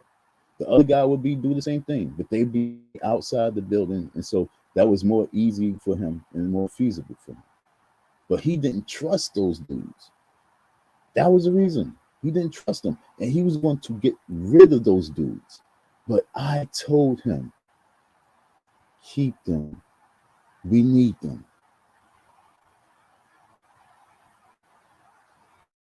So all it was about a budget cut. So because I wasn't a fanboy, okay, Don, you know what? I'm going to keep these guys on deck. Because, I ain't got to worry too much. Plus the building, I ain't got to worry about being in the building. Boom, boom, boom. You can come back January. Get your ID and shit. Come back January because I really want you on deck.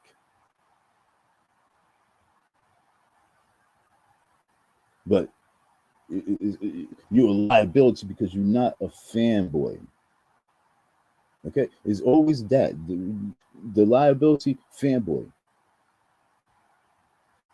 If I was fanboy, I'm an asset across the building. But because I said, yo, Lord Jamal wasn't really trying to attack you. He was trying to help you.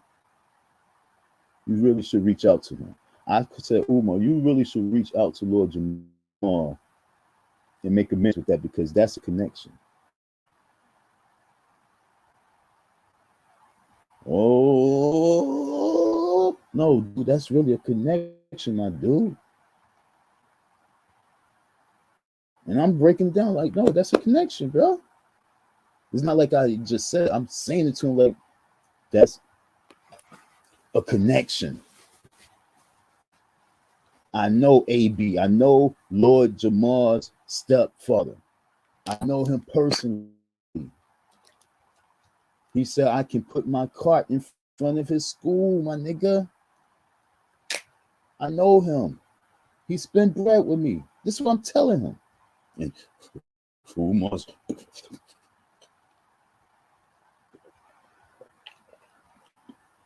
getting pissed off. Let me read the chat.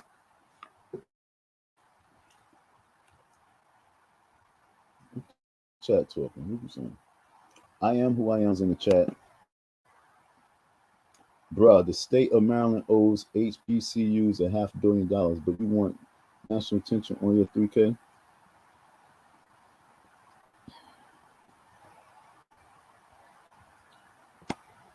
I love when we have retards. Okay, first, you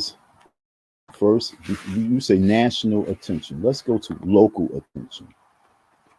Okay, Dickwad? Let's talk about, matter of fact, I'm being nice. I said 2024, I'm being nice. Please, no name calling. I can't be rude.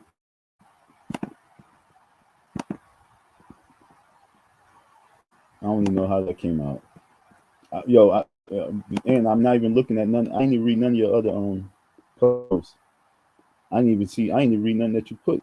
I'm just saw it. You know what I'm saying? My bad. But I'm gonna check you out. But it's best that you come on back too and talk. So, but you said, bro, the state of Maryland owes HBCUs $500 million, but you want national attention on your 3K. I want national attention on the fact that the state of Maryland owes HBCUs $500 million too. Now, you see the word TOO too? So, you know what I'm saying? Did you know that in Philadelphia, there's a block, I always say the name wrong, but Kingston, the town of Kingston? Do you know that the town of Kingston is like a drug zone? It's like the most disgusting shit ever. Do you know that they're calling up the National Guard for it? Is that getting national attention? No. But the opioids, it was getting national attention because the white people passing out in the car. But guess who's all on those blocks? White folks.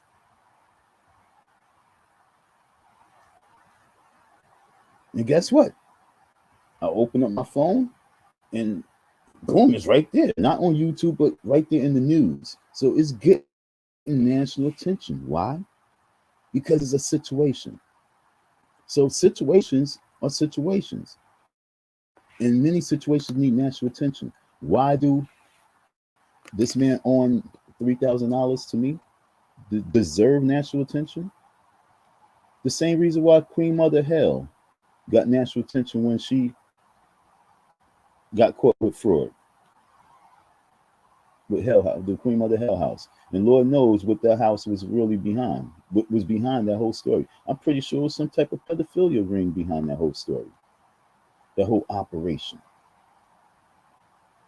So when you take the Umar on me, the 3 G's, and then saying his school that wasn't complete because black men was stealing from him. You guys gotta understand. He for a few years he kept saying black men were stealing from him. He said to me that Kevin and the other guy was stealing from him. Then he said he's not too sure about Kevin and the way Kevin is moving because Kevin seemed to be too much of a talkative. He said he talks too much. Now, I understood but didn't understand, so I had to watch. So now I'm watching Kevin, but then when I realized who Kevin was, I was like, he's the same sign as me, bro. It's not that he talks too much, it's just that when he's talking kind of make a little bit of sense, and if it don't make sense, you gotta know how to shut it down. But you feel it's a threat because what he's saying to you makes a lot of sense because you're doing too much. So he don't like men. But whatever I was so about, I forget. But yeah, so national attention. Yeah, so you got this dude talking about these black men, these contractors on national TV, on national on broadcast. That's in syndication. Breakfast Club is in syndication. That's all part of that whole network. I forget, but Live Rock Nation, whatever that shit is, Live Nation, whatever that shit is, satellite, millions of views, and he's talking about me. He's talking about this guy. He's talking about that guy. He's talking about this guy. He's talking about that guy. He's talking about Roland Martin. Where Roland Martin got to roll up his sleeves and say, yo, hold on, man. You got me coming out on this messy shit in 2023 talking about you right now, dog. So, but behind it, he's collecting money, and then he's dealing with Africa on another level as well. There's no telling what's really going on. And like I said, the things that that was said to me putting all these things together, no, it do. It needs local attention. It needs state attention. What state? Oh, maybe the state of New York. That's where I'm from. Oh, maybe the state of Philly. That's where he's from. Oh, maybe the state of Delaware. That's where the school's at. So if it's just those three states, those three local and city and the state, not official, but people just so happen to get recognition of it, it's not about national. It's about where it needs to be. And because Umar is everywhere, it needs national attention, dog. Because he's in Cuba, he's in Panama, he's in Africa, he's in Jamaica, he's in Aruba, he's in China. He's not just where you are. He's where you want to be. That's why you watch him. So he's not local. He is national news. We can't say like someone who had the issue. Let's say someone had the issue with him in Detroit, and he's from Philly and his school is in Delaware, and say, here's your local news, because they're going to talk about Philly, they're going to talk about Delaware, because it's just not a local situation.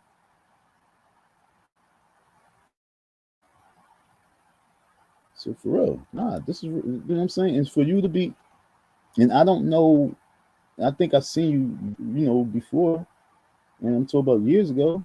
I am who I am. So what I'm saying to you is that if you are still here, waiting to see if I'm gonna choke this man out, you know what I'm saying? Let's just say, okay, matter of fact, I'm gonna place you better this way. Okay, look.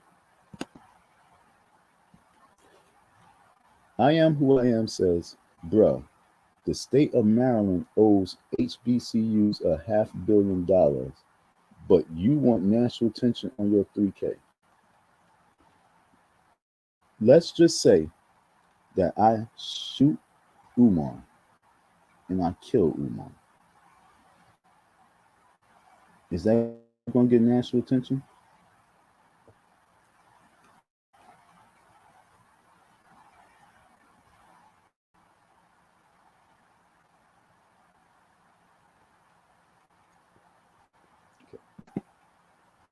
Umar dusted Roland Martin ass in the interview. Roland hasn't been the same since.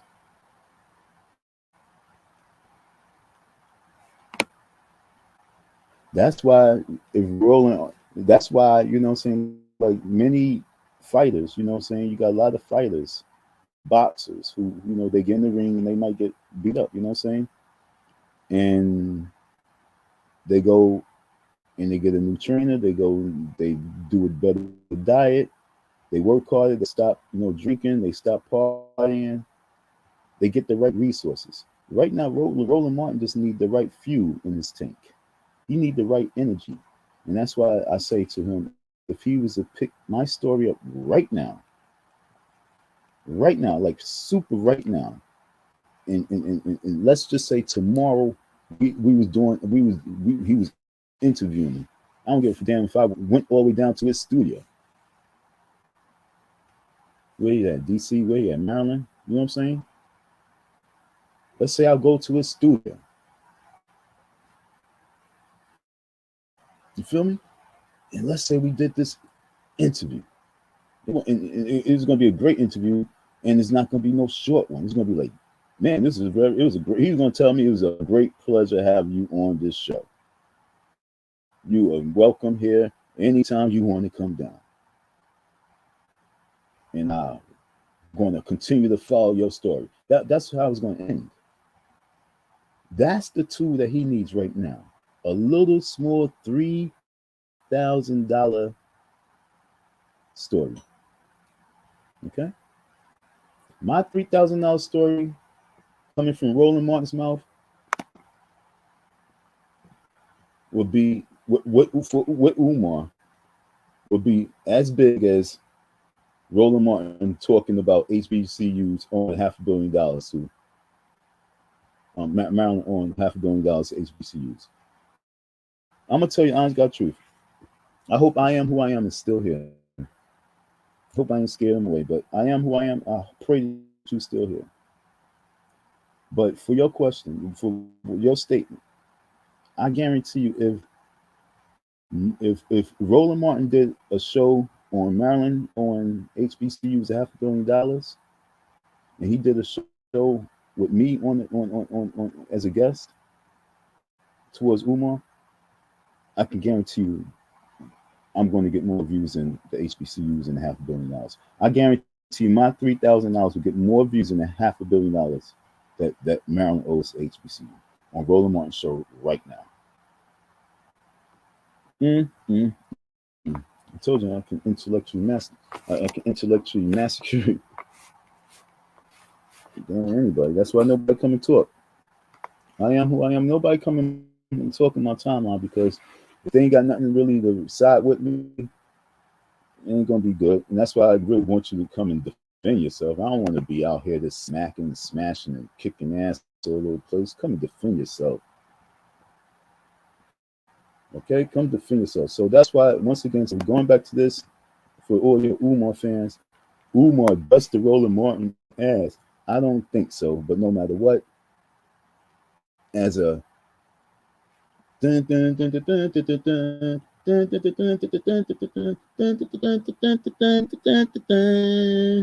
because Umar Johnson want to resurrect Roland Martin, it's time for him to get trained by Apollo Creed, and Apollo Creed going to help him out with this story. Because, like I say, my $3,000 story with Umar Johnson is with from Roland Martin's mouth would be way bigger than the HBCU that's owed $500 million. That's owed $500 million from Maryland from Roland's mouth.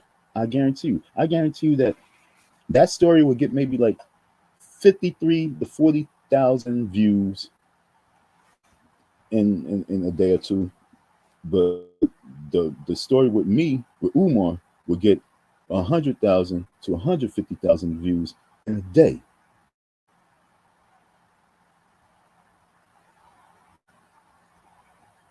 And it's not even about being messy. Understand? It's about being impactful. This ain't even a story to be messy with. This is a story to prove his point, prove the lies, and prove the lies to the higher level, and to actually save and help a person who really needs that money. The same way he helped promote that cancer, that woman who's dealing with cancer, he would be able to support and help another Black man who's in dire need of that support. So trust me.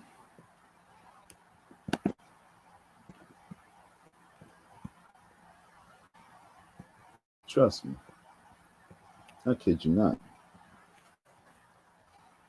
I really don't like using this laptop for doing live streams, because it'd be doing some funky things on its own. I can't really see what's going on here. So let me go to this real quick. Let's see. Okay, I can't see. Okay, Okay, let's go. Maybe if I go right here, let's see. No, I can't. That's weird.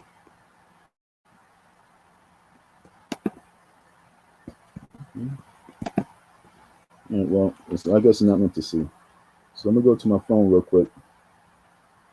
See what's going on. Okay.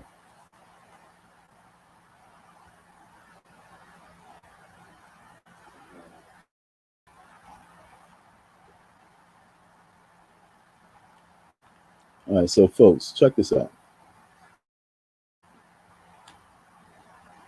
I'm just gonna repeat what I said, then I'm gonna move forward. If Roland Martin was to be able to get a hold of this Don and Umar's court case and have all the receipts in his hand, with Umar Johnson's lawyer Jabari hitting me up saying they're going to do this, do that, and you're going to try and make some things happen, get my money, and then coming back reneging and then saying find a way, find a lawyer to get your money. Roland Martin, MC Shan, you know what I'm saying? Because see, if I was to do it, I would ask for him to have me there with MC Shan and why not, and Ed Lover, and see if Eminem would like come and speak.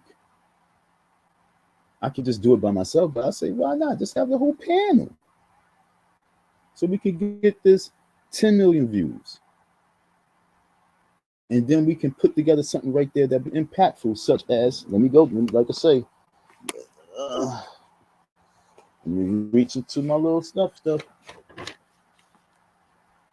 Okay, so then we can be impactful, and we can put together something. Because he said the white boys, the white man don't care about the black man's struggle. So maybe we need to get Eminem there and see what Eminem's feeling, and see what Eminem can do about the black man's struggle with the whole concept of what I have right now. About to go dead soon, so I'm about to end this live. All right, so let me go right here real quick. So, like I told you before, when I was locked up, I put together this thing, BMR, that's Black Man Rise Tour, okay? BMRT, that's Black Man Rise Tour, okay? Inside the Black Man Rise Tour is a written blueprint, okay? This is in jail, written blueprint of how, here we go, to get the Black Man Rise Tour again, okay? Okay, so this is a written blueprint. So when I go there and present the Black Man Rise Tour to Roland, like I say, folks, don't think that this is not no national topic. Because what this man took for a mistake and a liability is one of the greatest assets that the black community can have. Okay, folks? So let me think what I got popping later on. Okay, let me see what I got popping later on. What I want to do later on is, let me see what I got in the archive real quick. What I got coming up? That's later on tonight. And what time I was thinking about doing this one?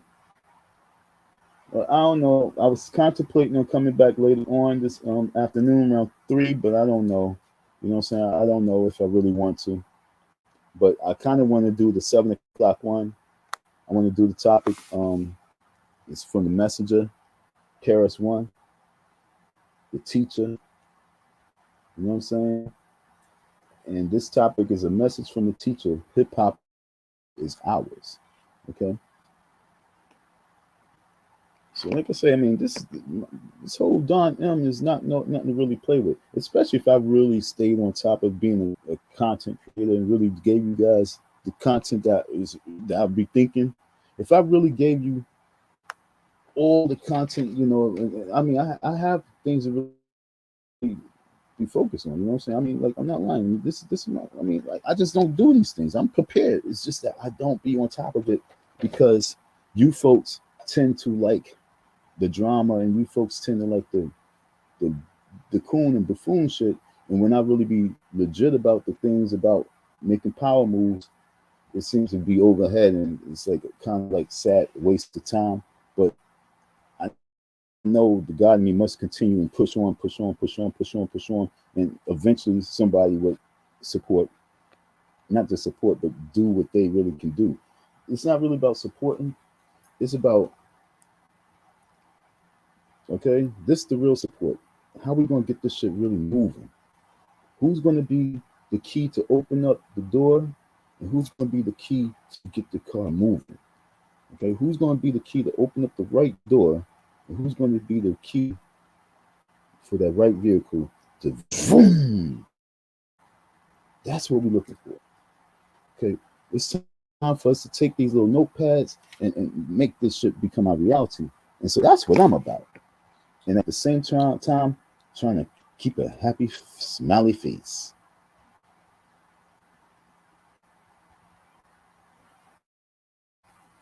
But my man Rakim said, "We in the ghetto with nobody smiling, smiling, smiling." So, folks, that's what I got for right now. The man Roland Martin summed it up. I think I had one little last thing for him. I don't know. Let me just see. I think I seen one last thing. So let me go to it. And then I'm gonna leave you with the. Let me see. I had that for you.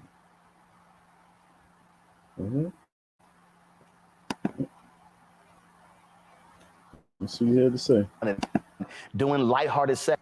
What? I don't believe in being serious all the time. I believe in laughing and having fun and doing lighthearted segments. But if there's one thing that television has always loved, that radio's always loved, that social media's always loved, they love when Black people are spending so much time on gossip and mess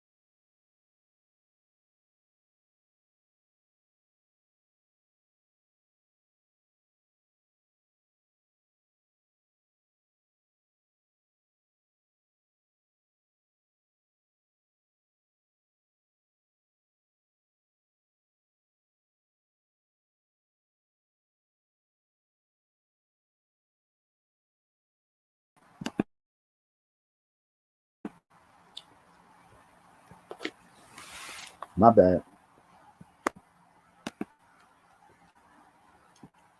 I don't know what just happened. I mean, I do know what happened. I forgot to plug my laptop up. Sorry, the shit went dead.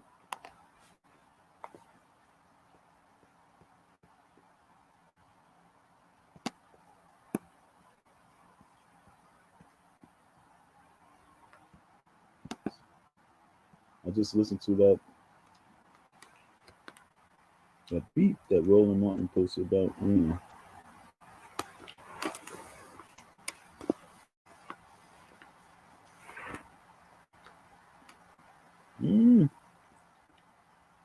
I just listened to that beat that the bullshit that Roland Martin posted about Umar.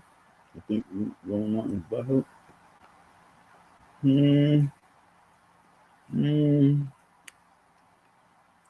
Whether he is or not, you know what I'm saying? Whether Roland Martin is butthurt or not, is more reason why. If he is butthurt, it's the reason why he need to use him as a tool. You know what I'm saying? I can remove that hemorrhoid. I'm his PhD, preparation H. You know what I'm saying? I'm his preparation H. Right now, I can get that hemorrhoid. Umar's a hemorrhoid then, huh? I can relieve him from that pain with my story. Like I said, my story to me, and I know if Roland Martin was to put it out there, Roland Martin can put the story out there about the HBCU, 3 billion, and then he can put my story out there with Umar and the 3 Gs, and I guarantee you, well, the $500 million, and I guarantee you my story will get more views, more hits, more commentary, more momentum. Why? Because it's real. You know what I'm saying? It impacts, Umar impacts. Maryland HBCUs do not impact Detroit. Maryland HBCUs do not impact New Hampshire, Delaware, Philly, Florida, California. But Umar's presence is everywhere because he planted his seeds all over the place. And so nationally, if I was a tool for Roland Martin, he can get that little pain on his ass of Umar Johnson. And at the same time, he can bring a different eye vision to Umar Johnson that's going to be a laser beam, and that's either going to destroy him or it's going to force him to really get the job done right now. And I think, to be honest, after the people hear this story from Roland Martin platform, I believe that, and not just Roland Martin, because it's going to be picked up from Do the Breakfast Club on. And after Umar becomes donkey a day, I believe that school don't have a chance. I believe that school do not have a chance. And that's the reason why Umar Johnson is afraid of me. So what do you think about that? Okay, so you have something to say about Roland Martin. My question to you, I am who I am. Do you think Umar Johnson fear me? And I ain't need to talk about like my knuckle game and that like that. I ain't talking about me trying to be fearful. I'm talking about like, is he afraid of this story getting out there? Nobody's attacking me no more.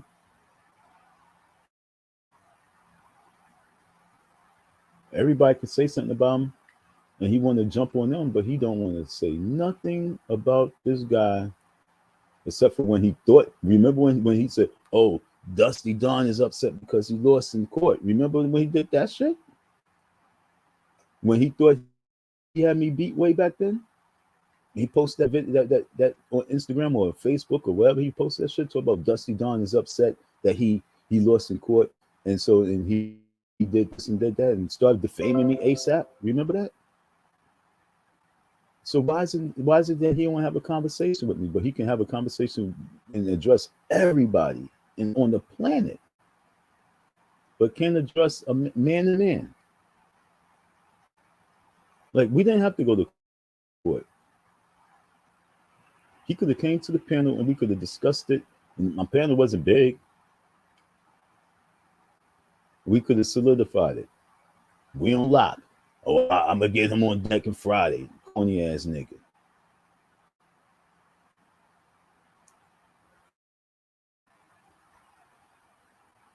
I can't remember all the other cats' names, but just whoever they were was all saying, "Oh, yo, just do this and do that." All Umar had to do was have a man-to-man conversation and be a man and deal with it.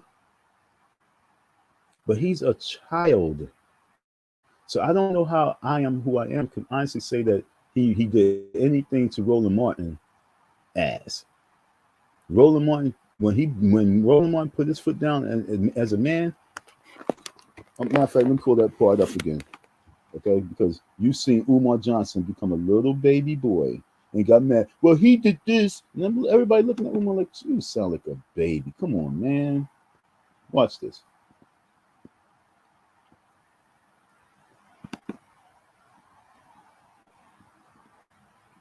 Hold on. All right, let me go to stream.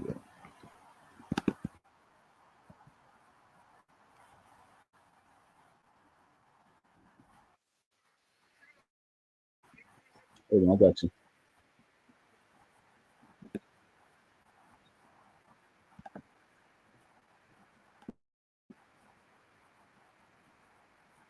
Oops.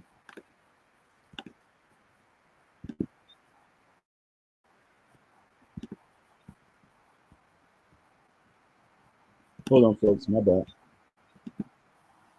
My bad. Hope it's not sounding crazy. Is that race in America? There's not a white person. There's not a white person in America who has ever worked to systematically eliminate the white privilege that they benefit from vis-a-vis your oppression.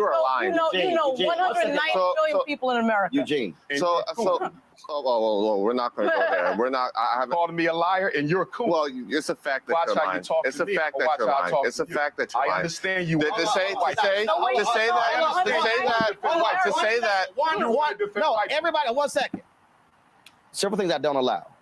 I don't allow the N-word. I don't allow coon.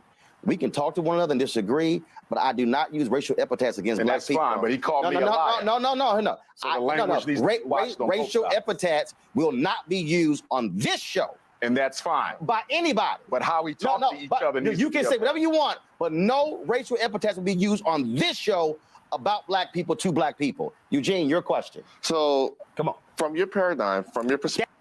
So, listen to this man. He's a child. And for him to even have to go back and forth with this so-called principal, letting it be known that in this office is going to be order, it's like a damn shame. It's a damn shame. So I don't understand how like people can really be in defense of him right now in this day and age and his antics. Like he didn't whoop nobody's ass. He really in his feelings. He's already mad at Roland for not talking to him. Now Roland put his foot down, and so now he's looking at Roland as a target. So while Roland's still just trying to conduct the show and keep order, Umar is now trying to think in how he can attack Roland, because Umar's in 100% defense mode.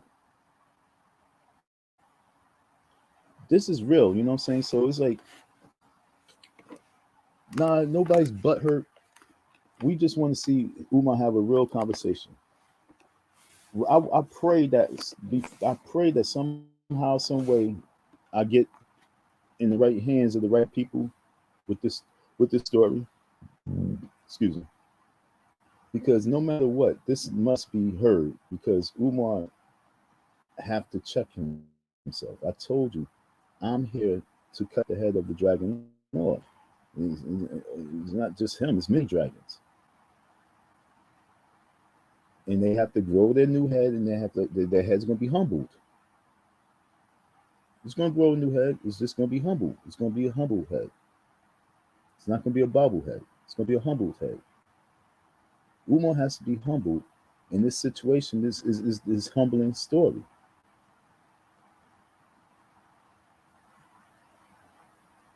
And it's the sad thing about it is that he's waiting. It's like, if he waits for that school to get open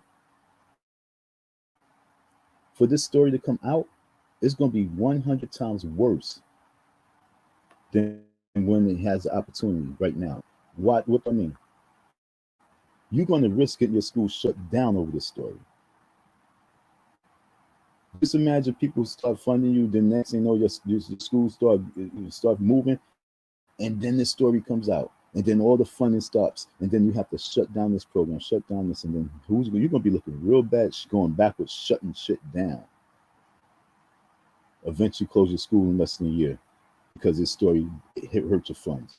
But if you was a man and you was to really have the conversation that can help you out, meaning that you get it off and out and done with, then you'll be able to move forward. And you won't look like that bitch boy that you call Roland for trying to set you up. You setting yourself up right now with me. And I told you that at the beginning when I was wearing the flip-flops. When I had the flip-flops on, I was trying to help you with the situation. But when I put on my tennis sneakers, there was no turning back because then I put on the boots. I had to get away from flip-flops because I could not put flip-flops on with this situation because I realized you like war. You need to deal with this situation because of Roland Martin, MC Shan, Ed Lover. Get a hold of this. Eminem. You are really toast. You need to erase the situation now by all means at the highest level because this story is even better to come out when your school's open. This story of you owing me $3,000 and I'm going through this headache all this time for unpaid wages is even better when your school open. It's that much better, bro. It's that much better for your school to be open.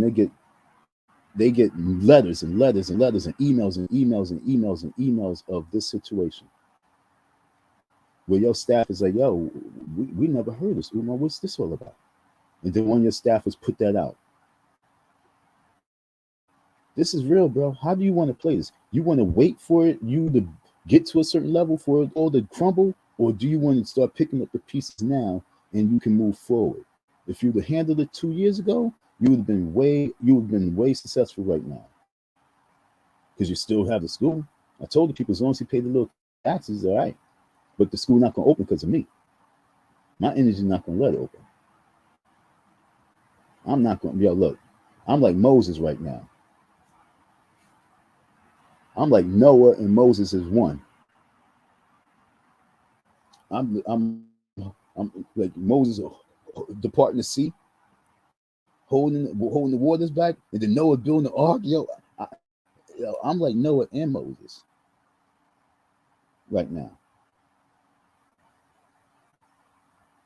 I'm about to sink your ship because I'm about to really disclose this water on your shit. And trust me, I could have tsunami long time ago. What allows me not to, I'm gonna tell you the secret of me. As long as I keep myself busy and I bring in income, I tend not to be bad. Meaning I tend not to hurt people. I tend not to be a bad situation in your life, although it'd be a good situation in mine.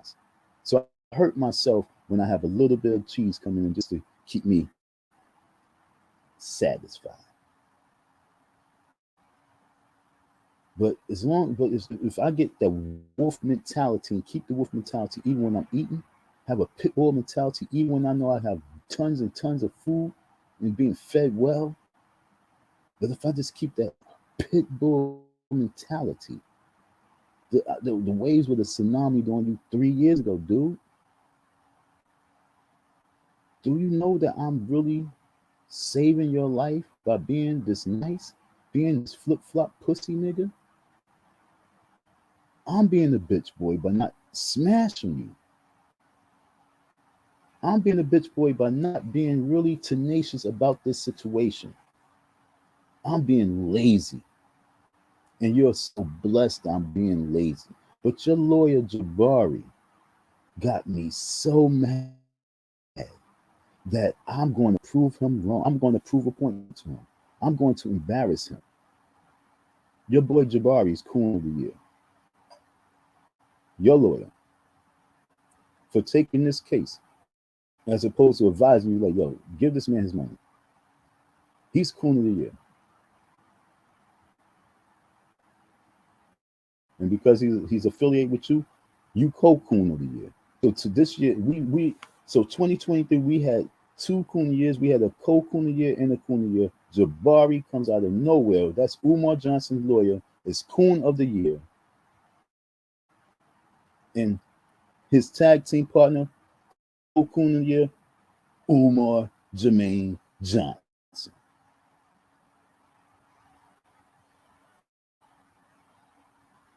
You have you love that title. You don't want to release that belt.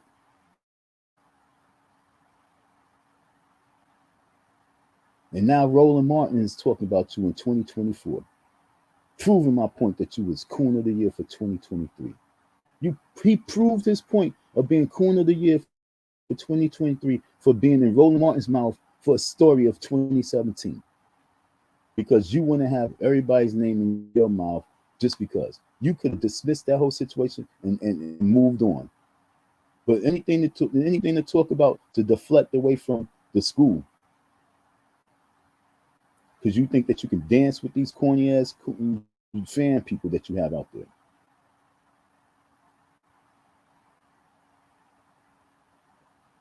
MC Shan, Roland Martin, Ed Lover must be reached before the end of this year. They must bring this story to a light. Black History Month has to be the year that we shine the light on Umar Johnson. Who am I? I am the light that shine bright on the fucking life of Umar Johnson. Who am I?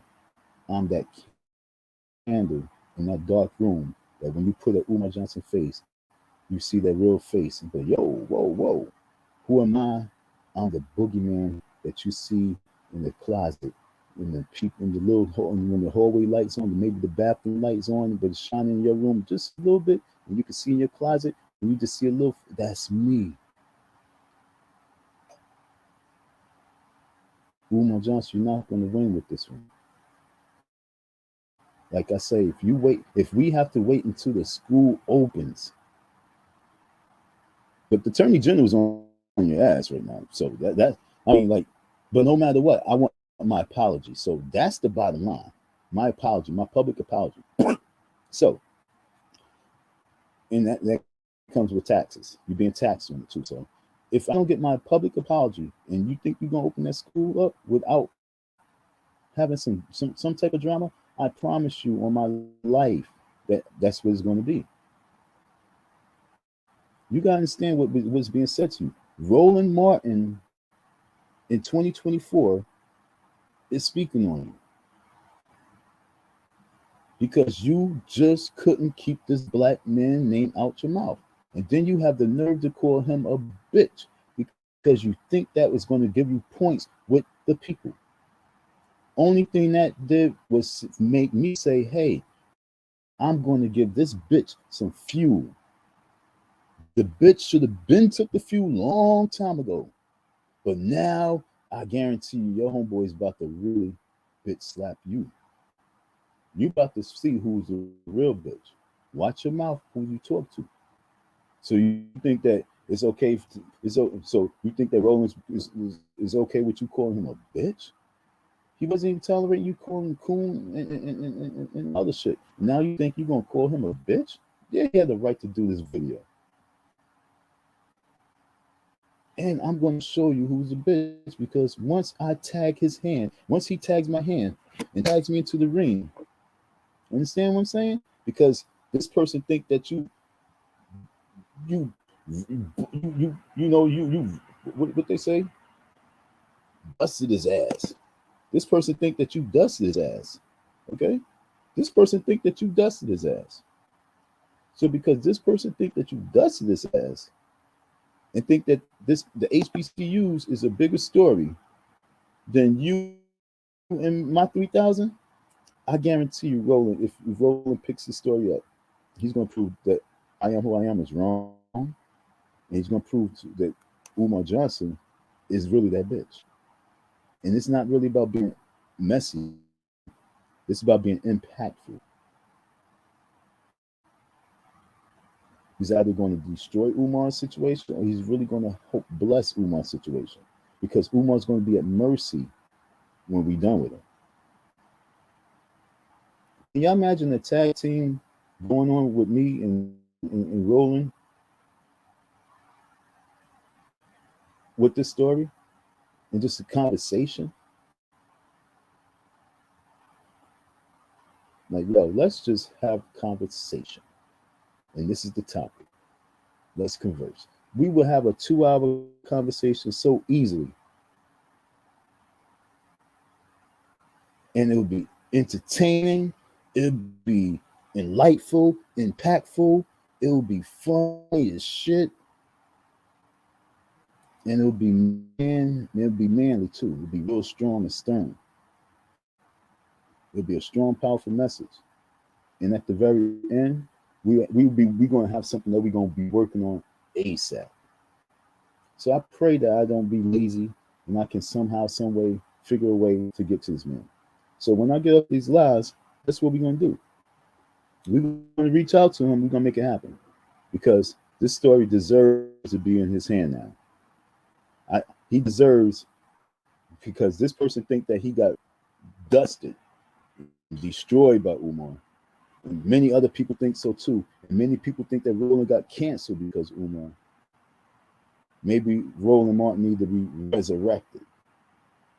So I'm going to be the resurrection. Thank y'all for your listening ear, your support. Appreciate you tapping in.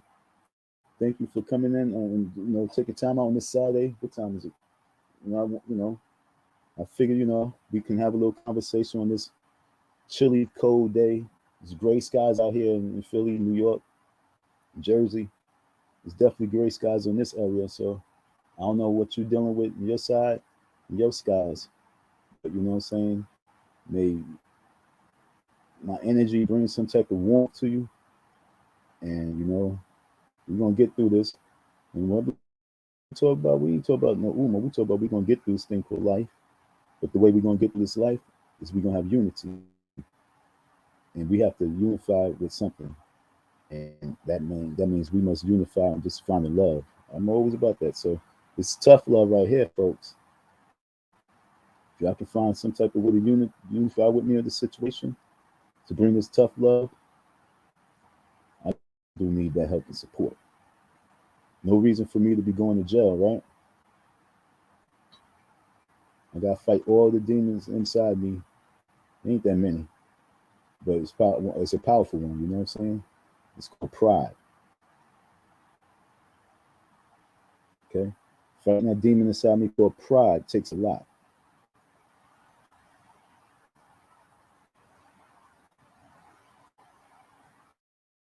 Right? Right, folks? Come on now.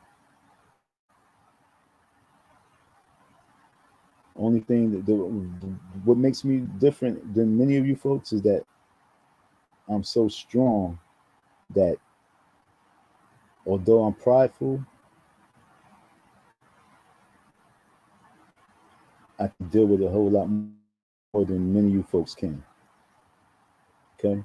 A lot of you women, your baby daddies and sons got locked up because of their pride. I'm smart, so I learned from their mistakes. And I learned from my little mistakes, and I try my best to stay away from that shit. And even as I'm saying it, it sounds like it's taking a lot for me to even say that, because trust me, I'm just hoping that the situations really work its way out. I'm hoping that Umar becomes smart and hear the words is coming out of my mouth, because if I have to let pride lead me, okay, let me put the camera on. All right, Roland. Thank you for your message.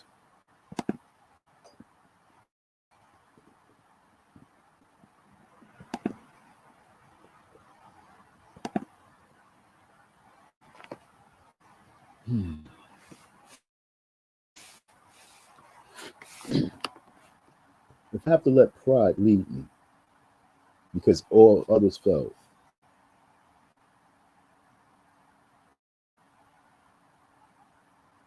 you know, like when you play, for any athlete out there, I'm gonna take Michael Jordan, and then you put yourself in the same situation. When you have pride, and a whole lot of pride in yourself, you know, in your skills and your training and just who you are, and you believe, and your pride level is just a little bit high. And when that really is like pushed against the wall and pushed and smashed through the wall and crushed and burnt, you feel as if you have no choice but to move forward. You had enough. You've been J-Lo'd. Well, folks, I've been J-Lo'd. I'm not no chick. So if I have to move in pride and then end up in jail, I remember when I let pride lead me and I ended up in jail. It was in the summertime, not the last one, but a few summers before that. I lost a lot. Lost my ice cream truck. I just started dating this girl. I lost her. Lost all my property because I was in the mix of leaving out the house I was at, you know, it was my mom's crib, you know, and at this time they had moved, so I was just kind of there because they had moved. I was the last one in the house. It was just me, my pops, and then my pops left, and it was just me. And so when I got locked up, my stuff was there. So I lost a lot because of the pride that led me to getting back into the confrontation after I done left it. So pride really can hinder a lot. I'm not trying to let pride hinder my situation. Last year, it was pride. Understand, I already know me, yo. I know me, yo. Last year when I got locked up, it was because of pride. I know me, folks. That's why when I'm saying what I'm saying, it's like I told you, when I play football, when I play sports, we huddle up, we go over the play, and I say, yo, team, this is what we're going to do. And I'm the quarterback, and this is what I'm going to do on you. And I do it. So that's why I'm saying that, yo, I know, like, when pride touches and gets to the best of me, it's going to lead me. And I know most of the time with these situations right now, at this older age, it's leading me to jail. So this, yo, I ain't going to lie. But you know how you don't care? So, but like, you gotta understand, this shit is crazy. Being a man is not easy. It's like a lion, it's like a bear, you know, they fighting. And you be like, yo, bears, yo, lions, what y'all fighting for? But yo, this woman, the pussy. I want to take over the whole pride. I want to take over the whole tribe, you know what I'm saying? So, when your pride really kicks in and it takes over, the testosterone goes all to that level. A lot of times you don't really care. I can't end up in jail. So that's the only thing that's really going to keep me a little bit sane. But I already know me, period. So I know that if I decide to flip it, I could be all the way at the end of the day. And I'll be like, you know what? At the end of the day, I ain't flipped yet. And I just flip. And that's not no bipolar shit. It's because y'all been holding all this in. So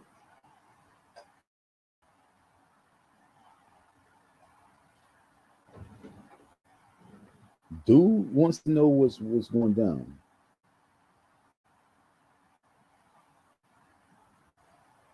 Like I told you the other day, I told him I keep him posted. I'm asking myself what's going down. Like I'm like, yo, Saddam, what you gonna do? I'm like, I don't know. What you gonna do? I don't know. What you gonna do? I don't know. It's like the DMX syndrome. You know what I'm saying?